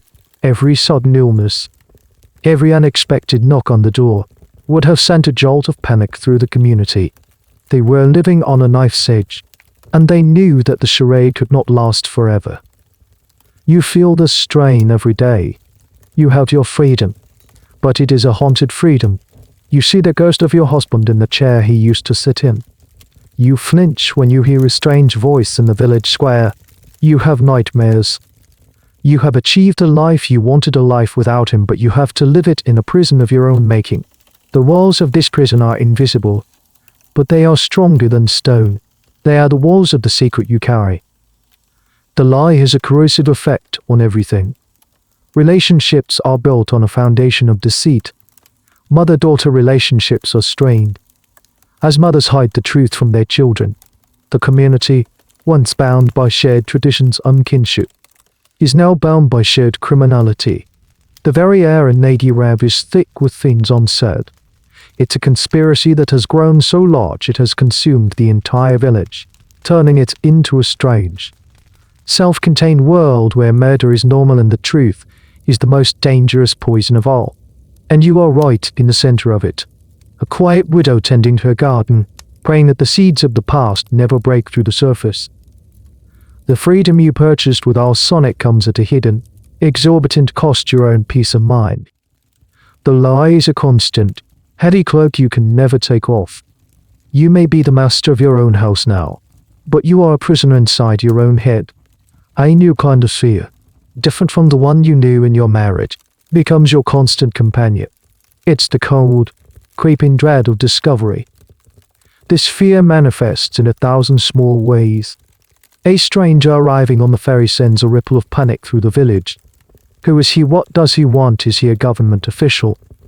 A policeman in plain clothes? You and the other women watch him from behind your curtains, your hearts pounding, until he is identified as a harmless traveling salesman. You breathe a collective sigh of relief, but the tension never fully dissipates. You become hypervigilant, your senses on high alert for any sign of danger. You startle at the sound of a horse galloping down the lane. You scrutinize the faces of your neighbors, searching for any hint of weakness or betrayal. The camaraderie of the widow's circle begins to feel less like a supportive sisterhood and more like a conspiracy of thieves who don't trust each other. You look at the woman you once confided in and see a potential liability. A weak link who might break under pressure and bring the whole house of cards crashing down. Paranoia becomes the default state of being. You begin to see threats everywhere. Did you bury the leftover arsenic deeply enough? Did you scrub the pot clean enough? Does the new village priest seem a little too inquisitive? You start to have trouble sleeping.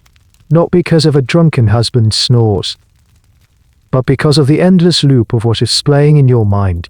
What if someone talks? What if a body is exhumed? What if one of the children, now grown, begins to ask questions about how their father really died?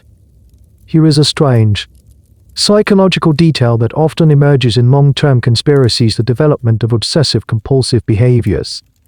You might find yourself engaging in small, meaningless rituals to ward off bad luck or to feel a sense of control. Perhaps you have to tap the doorframe 3 times before you leave the house, or you arrange the jars in your pantry in a perfect, unchangeable order. These little rituals are a desperate attempt to impose order on a life that feels completely chaotic and precarious underneath its calm surface. They are a way of managing the overwhelming anxiety that hums beneath everything you do. On top of the paranoia comes the guilt. For some women, it may never arrive. They may be true sociopaths, or so thoroughly convinced of their own righteousness that they feel no remorse. But for you, and for many others, it comes in waves. Often in the dead of night, you see your husband's face as he took that last, agonizing breath. You remember the look of trust in your mother-in-law's eyes as you handed her a cup of soothing tea. You hear the faint cry of a neighbor's baby who was sent to the angels. The historical debate over the emotional state of the angel makers is central to how we understand them. Were they monsters? Or were they traumatized women who committed monstrous acts? The prosecution at their eventual trial painted them as cold, unfeeling demons. Their defense, and some later historical interpretations, tried to present them as victims pushed to an unbearable breaking point. The truth, as is often the case, is somewhere in the messy, uncomfortable middle. It's possible to be both a victim and a perpetrator. It's possible to kill out of desperation and then be haunted by the act for the rest of your life. Historians who study personal diaries and letters from other historical contexts know that people have an immense capacity for compassionlessly, the ability to hold contradictory feelings at the same time. You could feel relief that your abuser is gone and feel a profound, soul-crushing guilt for how you accomplished it. This internal conflict, this gnawing guilt, could also lead to physical symptoms, headaches, stomach ailments, a bitter irony, the general feeling of being unwell. The village, already plagued by a high official death rate, might also have been plagued by a host of psychosomatic illnesses, the body rebelling against the secrets the mind was forced to keep. You are living in a psychological pressure cooker. The fear of external discovery is matched by the turmoil of internal collapse. You got what you wanted, but the price is the slow erosion of your own sanity. You have traded a physical prison for a mental one, and in some ways, this one is worse. There is no escape from your own thoughts. You look at your reflection in a pail of water and you don't recognize the person staring back. The face is harder. The eyes are older. The joy and relief of your initial freedom have curdled into something sour and fearful. The lie has not just shaped your life, it has reshaped you. And you begin to wonder if the ultimate victim of the arsenic wasn't your husband, but yourself. The poison may have stopped his heart, but it is slowly, inexorably, poisoning your soul. In a world saturated with guilt and paranoia, people inevitably look for answers or reassurance in places beyond the rational. As the mental strain on the village grows, many of the women, including you, turn to superstition and folk magic. If the official religion offers no solace for the sins you've committed, and science offers only the threat of discovery, then perhaps the old ways, the world of omens and fortune-telling, can provide some guidance. The practice of coffee ground reading, or tassography, becomes incredibly popular during the afternoon teas. It's a tradition with a long history in Hungary and across the Ottoman-influenced world, but in Nagyrév, it takes on a new, desperate urgency. After finishing the thick, syrupy coffee, a woman would swirl the dregs, turn the cup upside down on its saucer, and wait for the grounds to form patterns. Then, another woman, often one believed to have the sight, would interpret the shapes. This is no longer a light-hearted parlor game. It is a deadly serious intelligence-gathering session. The women aren't looking for predictions at all. Dark stranger, they are searching for signs of danger. Does that shape in the cup look like a policeman's helmet? Is that cluster of grounds a cough? And does that line leading away from the house signify a journey or an escape? The interpretation of the coffee grounds becomes a way to voice the collective anxiety of the group. Zsuzsanna Fazekas, ever the opportunist, positions herself as the chief interpreter. Her pronouncements are treated as gospel. She uses the coffee readings to reinforce her own authority and to manipulate the other women. If she wants to subtly warn a woman to be more careful, she might see a snake or a spider in her cup, symbols of betrayal and hidden enemies. If a woman is considering a new poisoning, Fazekas might see a key or an open door, signifying that the path is clear. The coffee grounds become another tool of control, a way for her to direct the conspiracy without giving explicit orders. This reliance on superstition is a fascinating psychological phenomenon. When you feel powerless over your own fate, you grasp for any system that seems to offer a glimpse into the future, a way to regain a sense of control. The women of Nagyrév may have seized control of their domestic lives, but they weren't terrified of the consequences. The coffee readings provided a comforting illusion of predictability in a life defined by a precarious secret. Here's a peculiar and little-known folk belief from that region of Hungary that likely played a role in their mindset. There was a strong belief in the evil eye sgge. The idea that a person's envy or ill will could cause misfortune, illness, or even death. A person with the evil eye could curse you with a single glance. Many of the women, steeped in this tradition, may have justified their actions as a form of preemptive strike. They weren't just killing an abusive husband, they were neutralizing a source of negative energy. A person whose evil eye was bringing ruin upon the household. This belief system provided a prepackaged moral framework that could easily accommodate murder. The historical debate here centers on the clash between modernity and tradition. On one hand, the angel makers were using a modern chemical weapon, arsenic, procured from a manufactured product to achieve a modern goal, personal autonomy. On the other hand, their entire worldview was steeped in pre-modern superstition. Were they forward-thinking revolutionaries or were they prisoners of an ancient, fatalistic mindset? Some historians argue that this bizarre blend is the key to understory. The women were caught between two worlds. They had access to the tools of modernity but lacked the modern ethical and legal frameworks to handle them. They tried to navigate their 20th century problems using a 16th century magical thinking toolkit. The superstition extends beyond coffee grounds. The women become experts in interpreting omens. A broken mirror is not just an accident, it's a sign of imminent doom. An owl hooting at midday is a terrible portent. They whisper about ghosts, believing the spirits of their victims linger in the village, seeking revenge. Some women report seeing apparitions of their dead husbands, leading to sleepless nights and ever-increasing paranoia. You find yourself swept up in it. You start seeing bad omens everywhere. You wear a secret amulet under your dress to ward off bad luck. You mutter old foams for protection.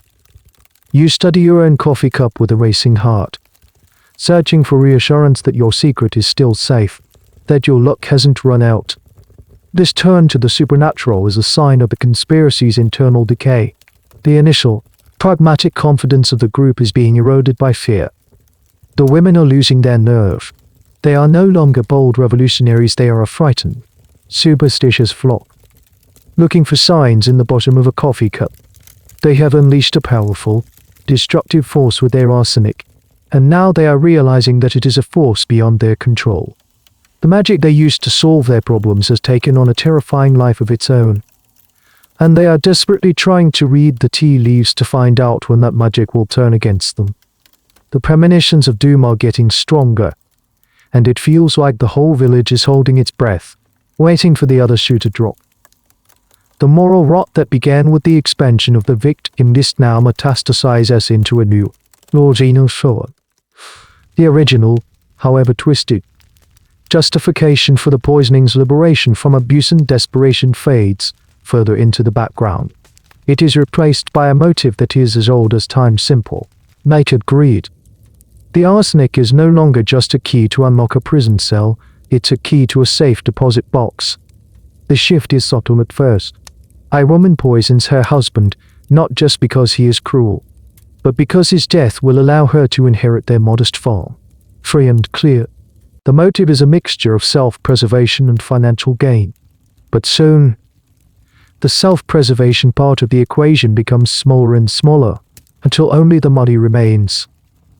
You start to see cases that have nothing to do with abusive relationships. A family has 2 sons. The parents favor the younger son and plan to leave the majority of the land to him. The older son's wife, seeing her and her husband's future inheritance threatened, takes matters into her own hands. She procures a dose of arsenic from Fazekas. At a family dinner, poisons the younger brother. It's a cold, calculated business decision, executed to secure a larger share of the family assets. This is a profound and disturbing evolution of the conspiracy. The poison is now a tool for financial advancement, a way to climb the precarious social ladder of this small, impoverished village. A desirable piece of land, a well-run farm, or a house in a good location can now be acquired not through hard work or marriage, but through a strategically administered dose of arsenic. Nagyrév has developed a lethal form of capitalism, where market competition is replaced by chemical attrition. This new wave of poisonings is particularly directed at anyone who stands in the way of an inheritance. Distant cousins with a claim to a small plot of land might suddenly fall ill. An elderly aunt who promised to leave her savings to you in her will might find her life expectancy drastically shortened if she seems to be taking too long to die. The sanctity of family ties, already weakened, is now completely dissolved by the acid of greed. Your relatives are no longer people, they are obstacles on a balance sheet. Here's a bizarre and grim detail from the court records that highlights this shift. One case involved a woman who was having an affair.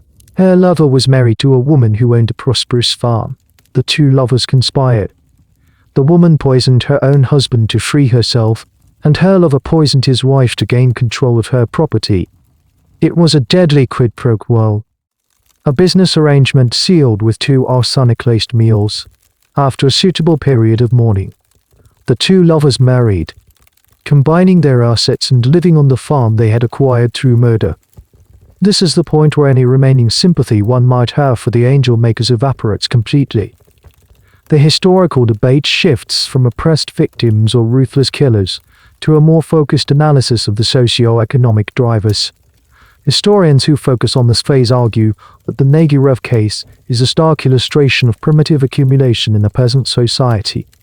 In a world with no social mobility and scarce resources, the only way to get ahead was to take from someone else.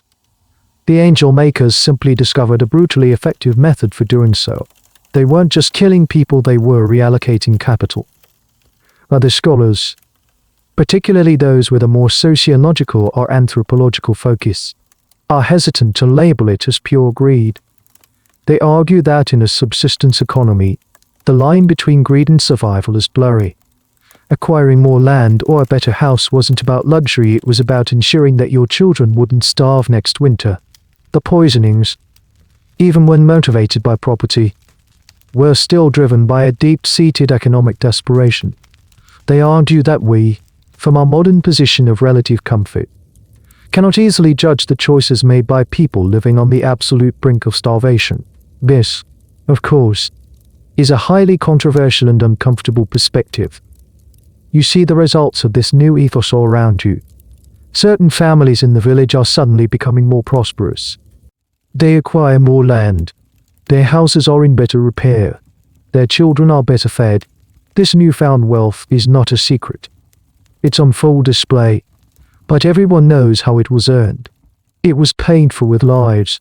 A silent, resentful envy begins to fester in the village. The original sisterhood of the widow's circle is fractured by these new economic disparities. The women who killed for freedom now look with bitterness at the women who killed for profit. The whole enterprise, masterminded by Zsuzsanna Fazekas, has become a multi-layered criminal syndicate. She now offers a sliding scale of services. A simple liberation from an abusive husband might have one price. But a more complex operation, like removing a business rival or securing an inheritance, would cost significantly more. She has become the ultimate parasite, feeding off every dark impulse in the village, from desperation to greed. The poison that was once whispered about as a secret remedy is now openly discussed as a tool for financial planning. The soul of Nagyrév has been thoroughly corrupted, and the currency of this new economy is arsenic. The narrative of the angel makers, up to this point, has a certain grim, fairy tale logic to it. The victims are, for the most part, villains, the brutal husbands, the domineering mothers-in-law, the greedy rivals. It's easy to cast them as deserving of their fate. This allows you, and the other women, to maintain a sense of moral justification. You are not common criminals, you are agents of justice, weeding the garden of the wicked.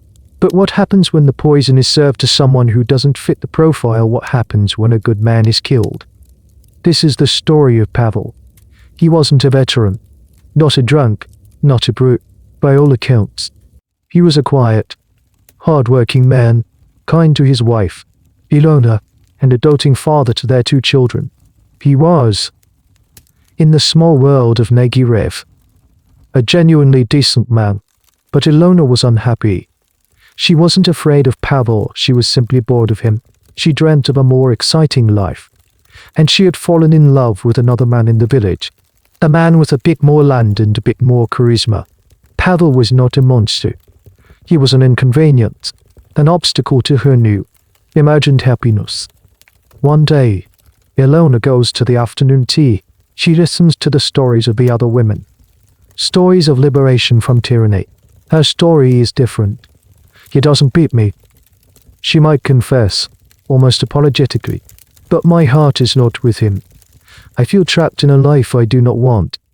In the early days of the conspiracy, the other women might have dismissed her. Her problem was not serious enough. But now, in this later phase of the killings, the criteria have changed. The sisterhood's purpose is no longer just to save women from violence, but to help them achieve their desires, whatever they may be. Fazekas, seeing another paying customer, would have encouraged her. A cage is a cage, she might say, whether the bars are made of iron or just boredom. You deserve to be happy. And so, Ilona makes her decision. She goes home with a small packet of arsenic. She cooks Pavel his favorite meal, a hearty bean soup. He comes home from the fields, tired and hungry. He kisses her on the cheek and thanks her for the dinner. He tells her he loves her. She watches as he eats the soup she has poisoned. There is no rage to fuel her, no memory of past injustices to steel her nerves. There is only the cold, hard calculation of her own desires. Pavel's death is a shock to the village. Unlike the other deaths, this one doesn't make sense. He was young, healthy, and well-liked. At his funeral, the grief feels genuine. People are truly saddened by his passing. Ilona plays the part of the distraught widow, but her performance, to a knowing eye, seems a little too perfect, a little too shrill. For the first time, a flicker of genuine, public suspicion is kindled. This death feels wrong. This case is a crucial turning point because it shatters the last vestiges of the group's moral justification. It's impossible to frame Pavel's murder as an act of self-defense or righteous justice. It is a purely selfish act, a murder for personal convenience. This event challenges the black and white worldview of the angel makers. It introduces a shade of grey that they cannot ignore. The historical evidence for cases like this is what prosecutors would later use to demolish the abused woman defense. By presenting the jury with victims who were, by all accounts, good men, they could argue that the conspiracy was not a desperate act of survival, but a hedonistic, sociopathic killing spree. Historians still debate the frequency of these unjustified killings. Were they an anomaly, or did they represent the true, rotten core of the whole enterprise? Some scholars argue that cases like Pavel's were the inevitable endpoint of the conspiracy's logic. Once you accept the premise that you have the right to kill someone to improve your own life, the definition of improvement will inevitably expand. It starts with I need to kill him to survive, progresses to I need to kill him to be prosperous, and finally ends at I need to kill him to be happy. The moral bricks fail, one by one, until any reason is sufficient reason. Other historians, trying to understand Ilona's mindset, might point to the concept of structural violence. They would argue that even in a good marriage, a woman in that era was fundamentally unfree. She was economically dependent, socially subservient, and had no legal autonomy. Pavel may have been a kind jailer, but he was a jailer nonetheless. In this view, Ilona's act, while morally reprehensible, was still a rebellion against the institution of marriage itself, an institution that denied her a right to self-determination, even the right to choose her own partner. This is a very difficult and controversial argument, as it comes dangerously close to justifying the murder of an innocent man. After Pavel's death, a subtle change occurs in the village. The whispers have a sharper edge.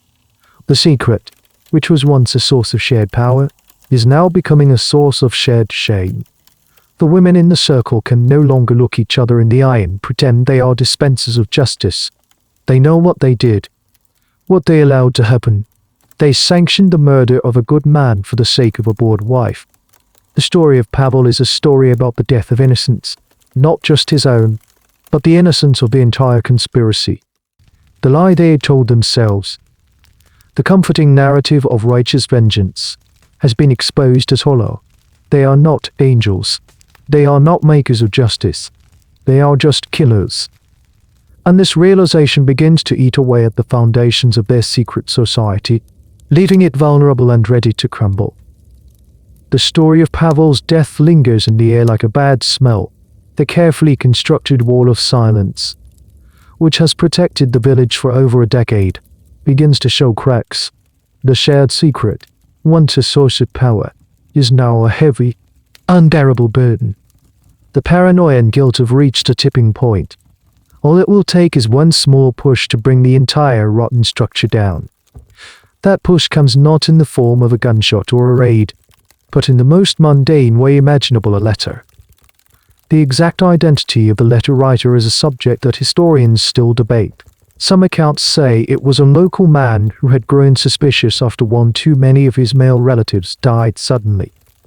Other sources claim it was a medical student from a nearby town who was visiting Nagyrév and was struck by the astonishingly high mortality rate.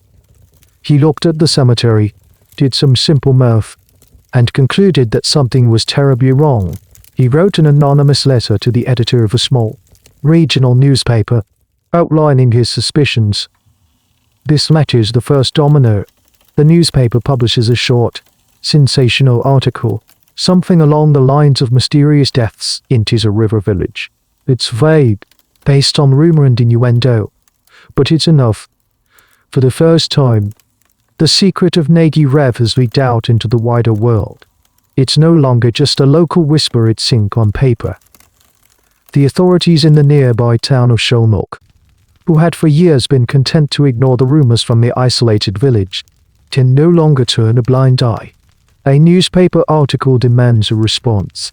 An official investigation, however reluctant, must be launched. The bureaucratic machine, which had been so effectively placated by Mr. Schumer's falsified death certificates, slowly begins to grind into motion. But there is another theory, a much more intimate and chilling one, about the origin of the fatal communication. This theory holds that the information didn't come from a letter to a newspaper, but from a confrontation between a local man and his wife. The story goes that the man, after a drunken argument with another villager in the tavern, heard a taunt, "Be careful what you drink at home, or you'll end up in the cemetery like all the others." The comment planted a seed of terror in his mind. He went home and confronted his wife. He accused her of trying to poison him. In the ensuing argument, she, or perhaps he, accidentally knocked over a pitcher of water, revealing a small, hidden packet of white powder, the arsenic. The man, terrified and enraged, went directly to the local gendarmerie, the rural police force. This version of the story is significant because it suggests the conspiracy collapsed not from the outside in, but from the inside out. It wasn't undone by a clever detective or a crusading journalist, but by the same domestic strife that started the whole affair in the first place. The poison, which was meant to solve domestic disputes, ultimately became the cause of the dispute that ended everything. Regardless of the exact trigger, the anonymous letter, or the direct accusation, the result is the same. The outside world, which has ignored Nagyrév for so long, is finally coming. The initial reaction in the village is one of defiant denial. When the first investigators arrive, they are met with a wall of silence. No one knows anything. The women, coached by Fazekas, stick to their stories. The deaths were all natural. The village is just an unhealthy place to live. It seems, for a moment, that the fortress of secrets might hold. Here's a small but crucial detail about the investigation. The first officials to look into the matter were local police, who were still susceptible to the influence and authority of figures like Fazekas and Shabo. The initial inquiries were clumsy and yielded nothing. The women of Nagyrév had been running their conspiracy for more than a decade. They were experts at deflecting questions and feigning ignorance. They were not easily intimidated. The historical point of contention here is whether the authorities initially wanted to uncover the truth. Some historians suggest the local police were deliberately inept, hoping to conduct a superficial investigation that would allow them to file a report saying nothing to see here and let the matter drop. The village's secret was, in a way, everyone's secret. Admitting that dozens of murders had gone unnoticed for years would be a massive embarrassment for the local administration. They had a vested interest in the story not being true. But the rumors wouldn't die. The newspaper article had lit a fire. Higher authorities, perhaps from Budapest, began to take an interest. The initial, half-hearted investigation was no longer sufficient. They decided to send in a team that was not from the local area.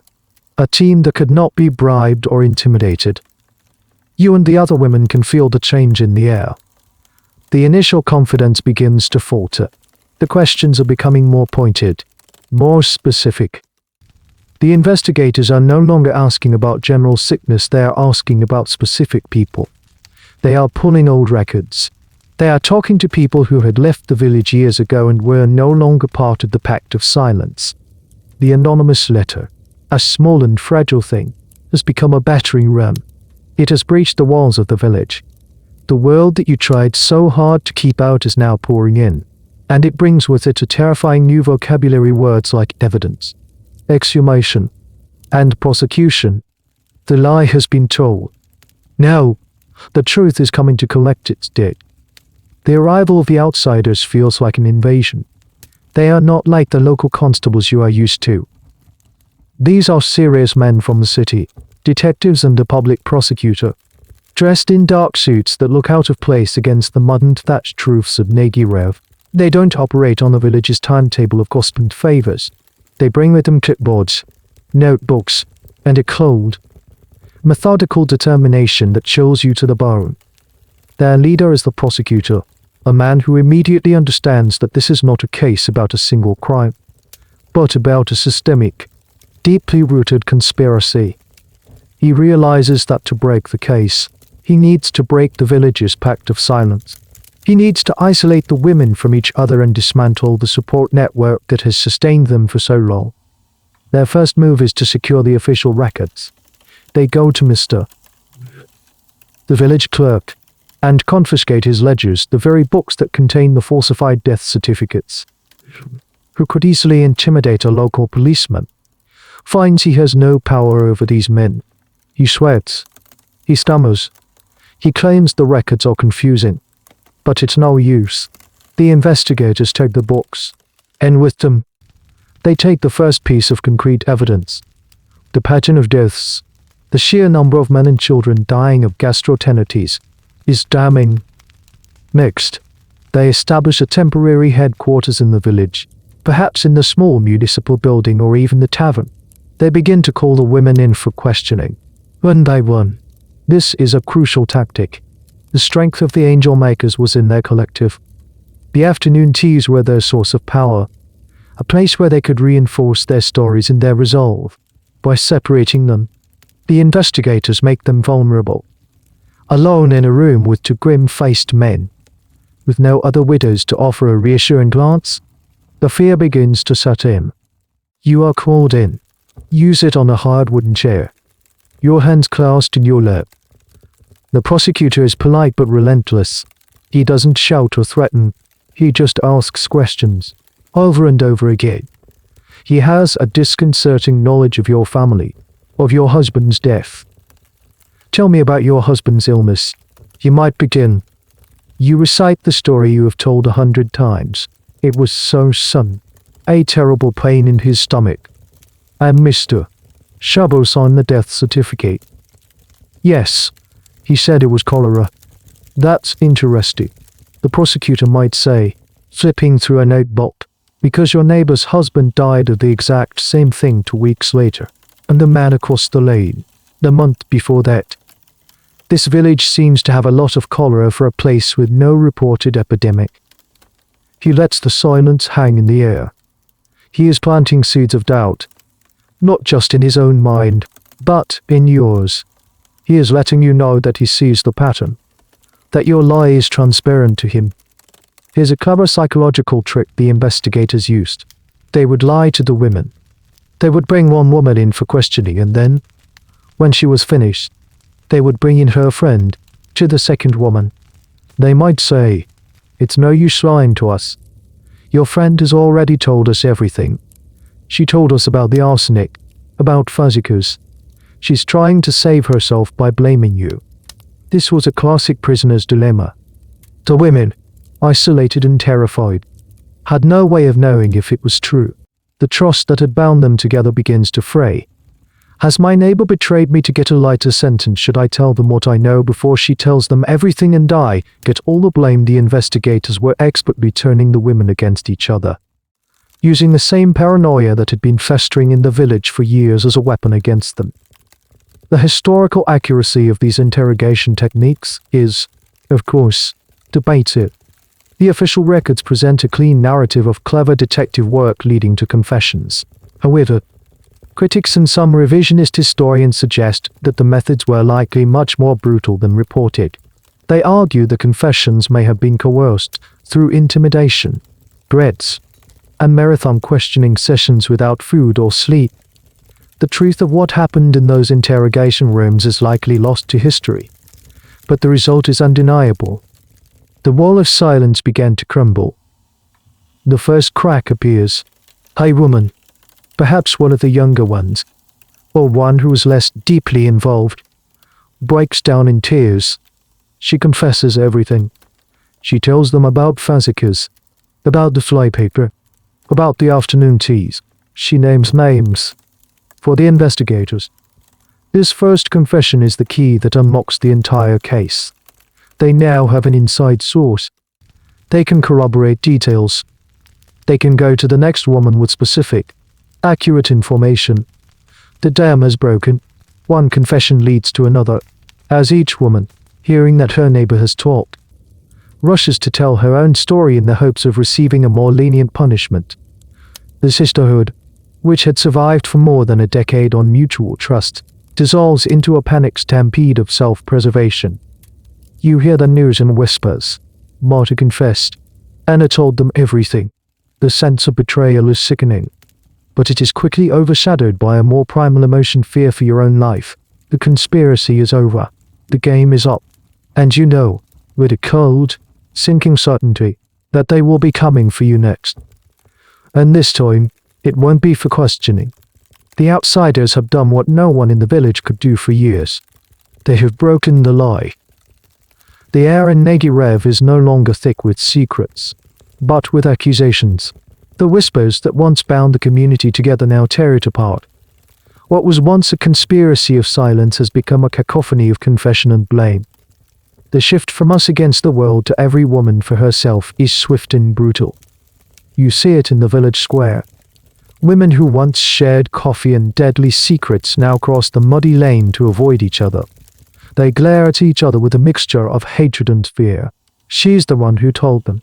One woman might hiss to her daughter, pointing at a former friend. She saved her own skin by summing ours. The solidarity of the afternoon teas has curdled into the bitter resentment of the interrogation room. The prosecutors, armed with the new confessions, worked their way up the food chain. They started with the more peripheral members, the women who had only poisoned one person, who were perhaps more racked with guilt and easier to break. Now, armed with names and dates, they are closing in on the inner circle. The hardcore members, and their ultimate targets are Zsuzsanna Fazekas. Your own confession feels like a betrayal, but also a strange, terrible relief. The secret that you have carried for so long is finally out. The psychological weight, which you have borne for years, is lifted. Of course, it is immediately replaced by a new, more concrete fear, the fear of prison, the gallows. But for a fleeting moment, there is a sense of release in no longer having to maintain the lie. The interrogations transform the social fabric of the village. Family members are pitted against each other. A daughter might be pressured to testify against her own mother, a sister against her sister. The investigators are systematic in their destruction of the village's loyalties. They offered deals: testify against Fazekas. Tell us everything you know about her, and we will ask the judge for mercy in your case. This is a classic prosecutorial strategy, and it is devastatingly effective. The women, facing the death penalty, have a powerful incentive to cooperate. The more they can shift the blame onto the leader, Fazekas, the better their own chances become. They begin to paint her not as a facilitator or a sisterly advisor, but as a tyrannical mastermind who forced them into these acts. A demonic figure who held the entire village in her thrall. Here's a small but significant detail about the nature of the confessions. As the women began to talk, their stories often changed and grew more elaborate. A woman who initially confessed to poisoning her abusive husband might, in a later interrogation, add details about how Fazekas threatened her, how Fazekas had an almost hypnotic power over her. It's difficult to know how much of this was true and how much was a desperate attempt to recast themselves as victims rather than perpetrators. They were performing for a new audience now, not their fellow widows, but the prosecutor and the future jury. This leads to a major historical debate: how much agency did the individual women really have? The prosecution's narrative, built on these confessions, was that Fazekas was the evil puppeteer and the other women were her unfortunate puppets. This was a legally and socially convenient story. It allowed the justice system to focus its wrath on a single monster, while treating the other women as misguided followers who could be dealt with more leniently. However, many historians are skeptical of this clean narrative. They argue that it strips the other women of their agency and ignores the evidence that many of them acted out of their own complex motives, including greed and personal ambition. They suggest that the Fazekas made me do it defense was a collective legal strategy, a new lie that the women agreed upon to save themselves.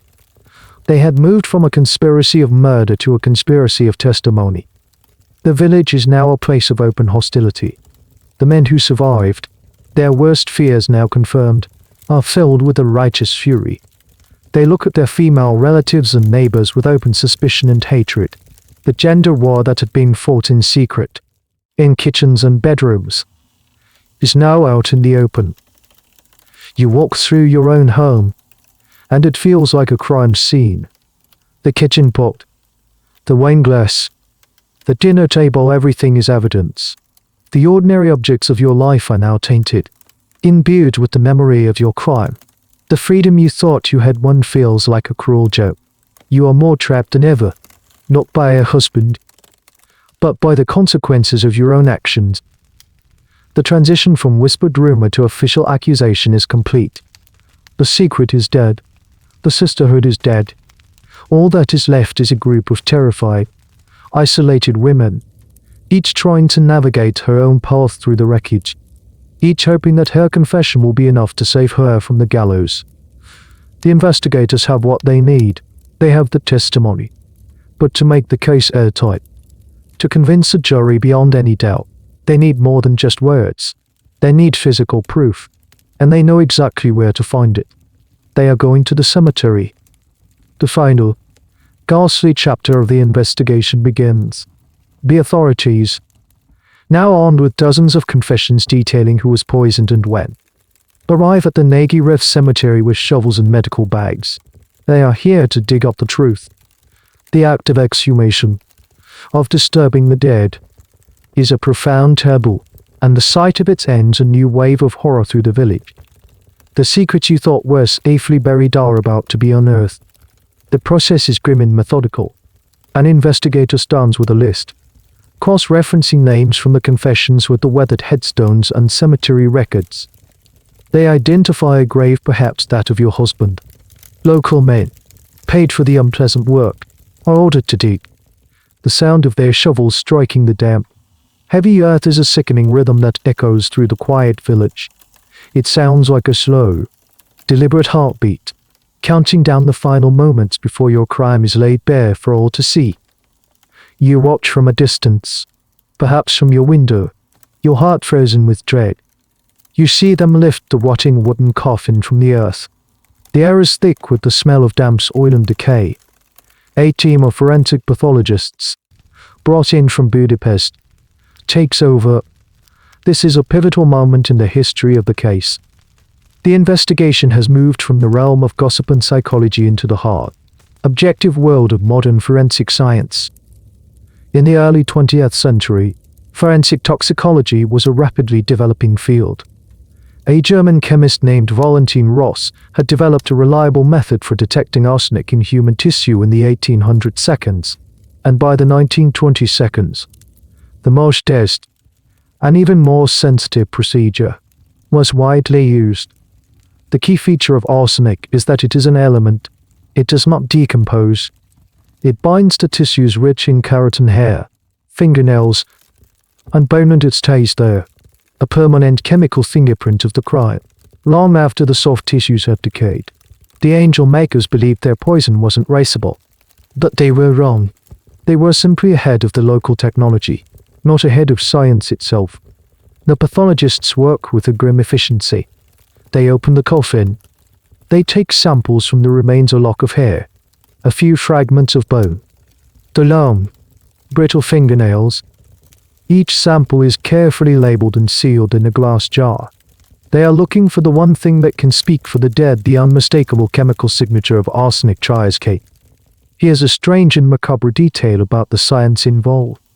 The amount of arsenic found in the bodies could sometimes tell a story. A massive, single dose would be distributed throughout the body.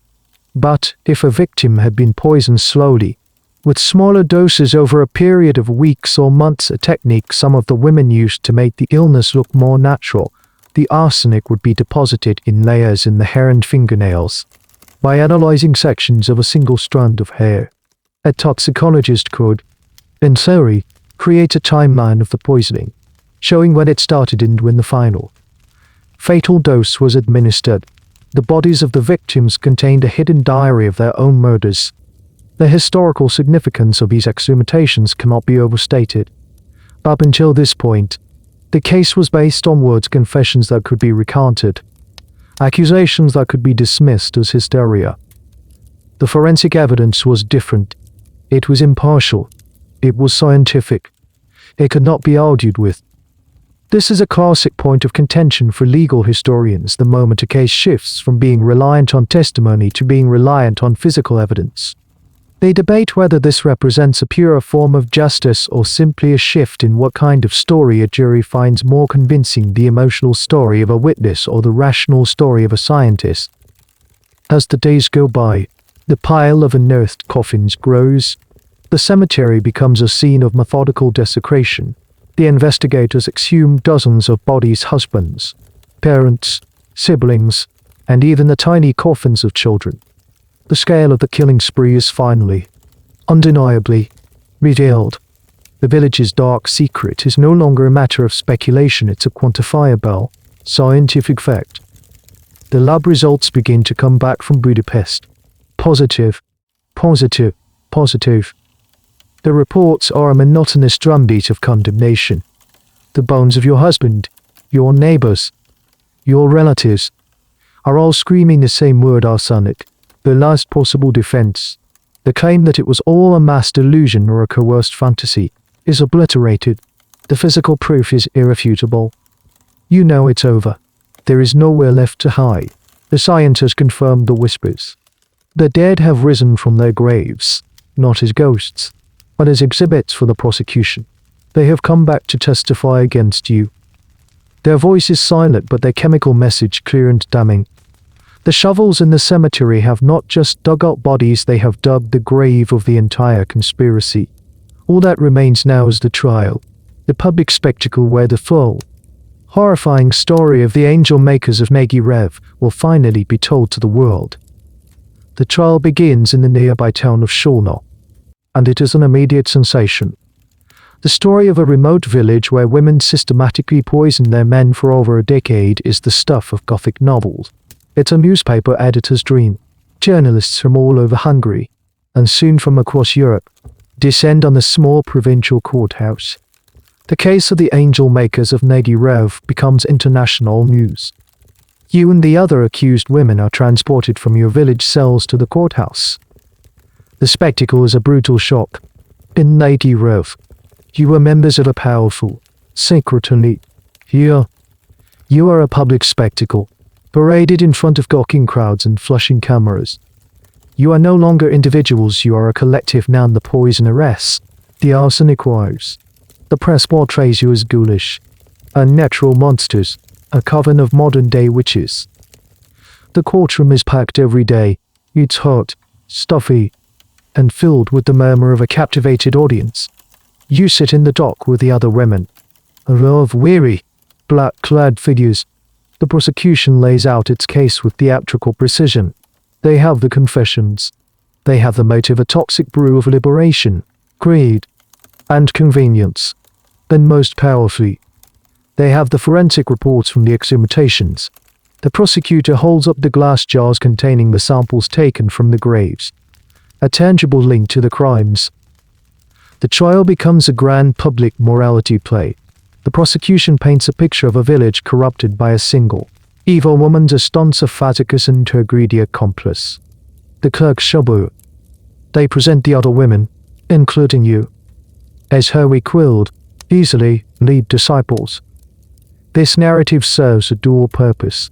It simplifies the complex story for the jury and the public, and it reassures society that the problem was not with the institution of marriage or the treatment of women, but with a few monstrous individuals who broke the natural order. This is a crucial point of historical analysis. The trial was not just about determining guilt or innocence, it was about reaffirming social norms. By blaming Fazekas, the court could avoid asking uncomfortable questions about why so many women in one village felt that murder was their only option. The trial was a form of social sanitation, cleaning up a messy and disturbing episode and restoring the patriarchal status quo. One by one, the women are called to the stand to testify. The sisterhood is now completely shattered. It's a desperate scramble of blame-shifting and self-preservation. You listen as your former friends and confidants tell their stories, often embellished to paint themselves in the most sympathetic light possible and cast the harshest blame on Fazekas and the women who had already been thoroughly implicated. Here is a bizarre and theatrical detail from the trial. At one point, the prosecutor, to demonstrate the source of the poison, held up a sheet of flypaper. He dramatically soaked it in a glass of water, explaining to the captivated courtroom how easily the arsenic could be extracted. He essentially gave a live demonstration of how to make the poison. This moment, intended to shock the jury, was reported in newspapers across the country. Ironically, the trial designed to condemn the poison arrests also served as a public education seminar on how to become one. The defense attorneys have an almost impossible task. They cannot deny the poisonings. The evidence is overwhelming. Their only strategy is to argue that the women were victims of a brutal and oppressive system. They put the institution of marriage on trial, describing the endless labor, the domestic violence, the complete lack of rights for women. They argue that the women of Nagyrév did not act out of greed, but out of deadly necessity. They were, the defense claims, insane from years of abuse, not criminally responsible for their actions. This defense strategy creates a fierce public and academic debate that continues to this day.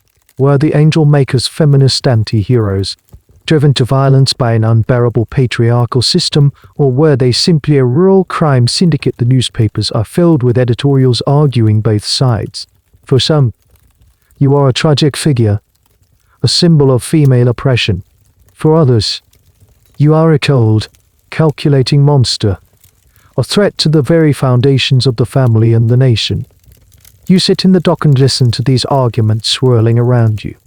You hear yourself described as a victim and a monster, a puppet in the mastermind.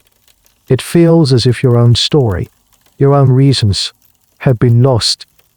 You have become a symbol, a piece in a larger argument about gender, justice, and society. The trial reaches its climax. The lawyers give their closing arguments. The prosecutor calls for the harshest possible sentences, demanding death for the ringleaders. The defense pleads for mercy, for understanding. The judge gives his instructions to the jury.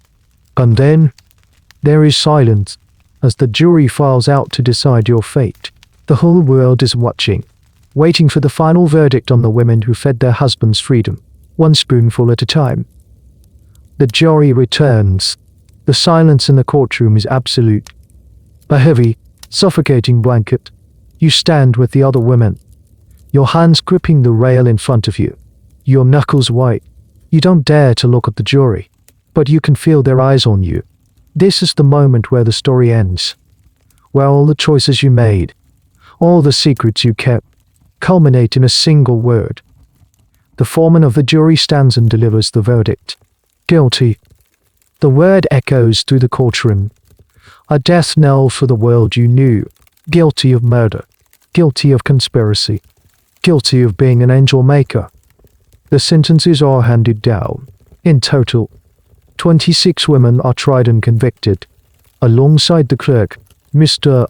The punishments vary, reflecting the court's judgment of each woman's level of culpability. Some of the women who were deemed to be followers, who had only killed their abusive husbands and who had cooperated fully with the investigation, receive prison sentences. They will spend years, or even decades, behind bars. But for the ringleaders, the court shows no mercy. 8 of the women, those judged to be the most deeply involved or to have killed for reasons of pure greed, are sentenced to death by hanging. The state, which had ignored their plight for so long, now reasserts its ultimate authority over their lives. And what was Zsuzsanna Fazekas, the midwife, the mastermind, the queen of this dark enterprise? She never faces the judge or jury. She never hears her sentence read. On the day the police finally come to her house to arrest her, having gathered all the evidence they need, she demonstrates her ultimate belief in her own methods. As the officers enter her home, she sees that the game is truly over. Rather than be captured, paraded in front of the world, and executed by the state, she chooses her own exit. She goes to her cabinet, retrieves a small vial that she had kept for herself, and drinks the last dose of her own arsenic-laced medicine. When the police find her, she is dead. She has solved her final problem, using the same tool she had provided to so many others. Her suicide is a final, defiant act of control. She would not let the patriarchal justice system have the last word. She wrote the final sentence of her own story. The suicide of Fazekas creates a historical conundrum. On one hand, it can be seen as an admission of guilt, a final act of a cornered criminal. On the other hand, it cements her legendary, almost mythical status. She becomes a figure who lived and died by her own rules, who was never truly conquered by the system she fought against. Her death leaves a void at the center of the story, the host of unanswered questions. What were her true motives? Was she a greedy sociopath, a twisted revolutionary, or something in between? By taking her own life, she took her secrets with her, ensuring that we can never fully know. The fate of Mr. the corrupt clerk who signed the death certificates is less ambiguous. He is tried, convicted, and sentenced to life in prison. His role as the key male enabler of the female-led conspiracy is seen as a particularly egregious betrayal of his official duties. Here's a small, final detail that captures the tragic absurdity of the situation. After the trials are over and the sentences are passed, life in Nagyrév has to go on. But the village is a ghost of its former self. It is a place populated by old people, the children, a few surviving men, and the families of the imprisoned or executed women. It is forever marked, a place name that has become synonymous with poison and murder. The community, which was once bound by a terrible secret, is now shattered by a public scandal. The poison did more than just kill individuals, it killed the village itself. The historical debate about the legacy of the angel makers continues. Are they a unique, isolated phenomenon, a perfect storm of isolation, or trauma, and one charismatic, manipulative leader, or were they just the tip of the iceberg? Some social historians argue that domestic poisonings were likely far more common in rural, impoverished societies than the official records show. Arsenic was the inheritance powder of the poor all across Europe. The only thing unique about Nagyrév, this theory suggests, was that they got caught. You are laid from the courtroom, your fate sealed, your personal story, your reasons, your fears, they have all been swallowed up by the larger narrative. You are now a historical footnote, a statistic in one of the most bizarre criminal cases of the 20th century. As you begin your long journey to prison, you might look back at the life you chose. You traded a life of servitude for a few brief years of haunted freedom. And now you have traded that freedom for a prison cell. Was it worth it? The question hangs in the air. Unanswered, as the story of the angel makers of Nagyrév comes to its dark and bitter end. Years pass. The world outside moves on.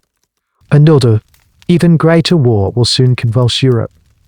And the strange story of a small Hungarian village filled with poison arrests will fade from the headlines, becoming a historical curiosity, a grim footnote.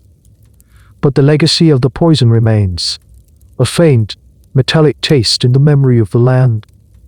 What does it all mean in the end? What is the final echo of this dark symphony of arsenic and aprons? The story of Nagyrév is not a simple one, and it resists easy morals. It's a story that lies in the uncomfortable grey areas, a tangled web of victimhood and monstrosity. To dismiss the angel makers as pure evil is to ignore the crushing, systemic oppression that created them. To romanticize them as feminist heroes is to ignore the cold-blooded, selfish, and often greedy nature of their crimes. The core of the story is a question of power. It's about what happens when a group of people with no official power, no voice, and no legal recourse decides to seize it for themselves. The women of Nagyrév were wrapped in a system that treated their bodies as property, their labor as a given, and their happiness as irrelevant. They found a tool, a terrible, inefficient tool, that allowed them to upend that system. For a brief, intoxicating period, they were the most powerful people in their world. The kitchen, the traditional domain of female powerlessness, became the ultimate seat of power. This inversion of the natural order is what makes the story so endlessly fascinating and so deeply unsettling. It's a story about a gender war fought not on a battlefield, but across the dinner table. It weaponized the most intimate of human acts, the sharing of food. It turned wives against husbands, daughters against parents, and ultimately, women against women. Here's a final, curious detail to contemplate. After the trials, arsenic-based flypaper was banned in Hungary and in many other parts of Europe. The authorities recognized that its availability was a public health hazard, not because flies were developing a resistance, but because people were. The story of Nagyrév had a direct, tangible impact on public policy.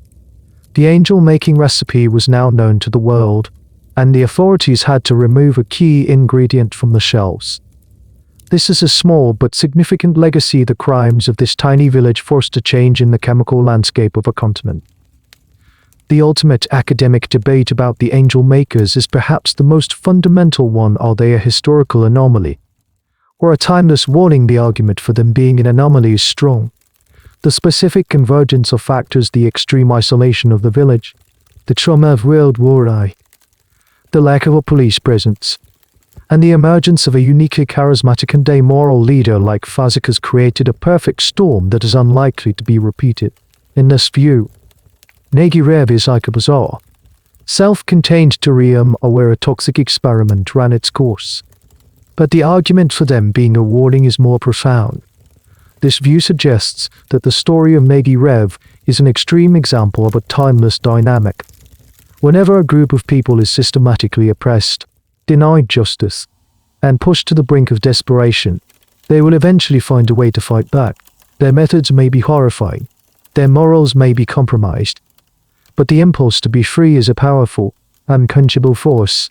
The story serves as a dark mirror, reflecting the potential consequences of a society that refuses to listen to the whispers of its most vulnerable members, forcing them to scream for attention in the only way they know how. So, as you sit in your prison cell, or perhaps as an old woman released after decades, you are left with the echoes of your actions. You were a wife, a mother, a victim, a survivor, a conspirator, and a killer. You were an angel maker. You sought a simple thing: control over your own life. And in your quest for it, you unleashed a wave of death that consumed your family, your community, and ultimately, yourself. The final verdict on your life is not the one that was read in the courtroom. It is a more complex judgment, one that historians will debate for 100 years. Were you a monster or a martyr? The only certain answer is that you were a woman who was pushed too far, and who pushed back with a pot, a fire to swallow, and a spoonful of poison. The river desert continues to flow past Nagyrév, and if you listen closely, you can almost hear it whispering the story, a chilling lullaby about the terrible, and sometimes deadly, price of freedom. The story is over now. The courtroom has emptied, the graves have been covered once more, and the village of Nagyrév has fallen into the quiet arms of history. The ripples of the arsenic have faded, and all that is left is the slow, steady current of the river, carrying away the ghosts and the secrets. The frantic energy of the tale begins to soften, the sharp edges blurring as sleep begins to pull you under. You can let go of the tension now. Let the darkness behind your eyelids become a soft, welcoming blanket. Imagine the Hungarian plains at night, vast and silent under a canopy of stars. The air is cool and clean. The only sound is the gentle sigh of the wind through the tall grass. You are far away from those troubled times, floating in a safe and peaceful space. Your breathing slows, becoming as deep and regular as the tide. Each breath in is calm, and each breath out releases the day, releases the story, releases everything until there is only stillness. You are drifting now, on a gentle current, toward the shores of your own dreams. The end of the article. Good night.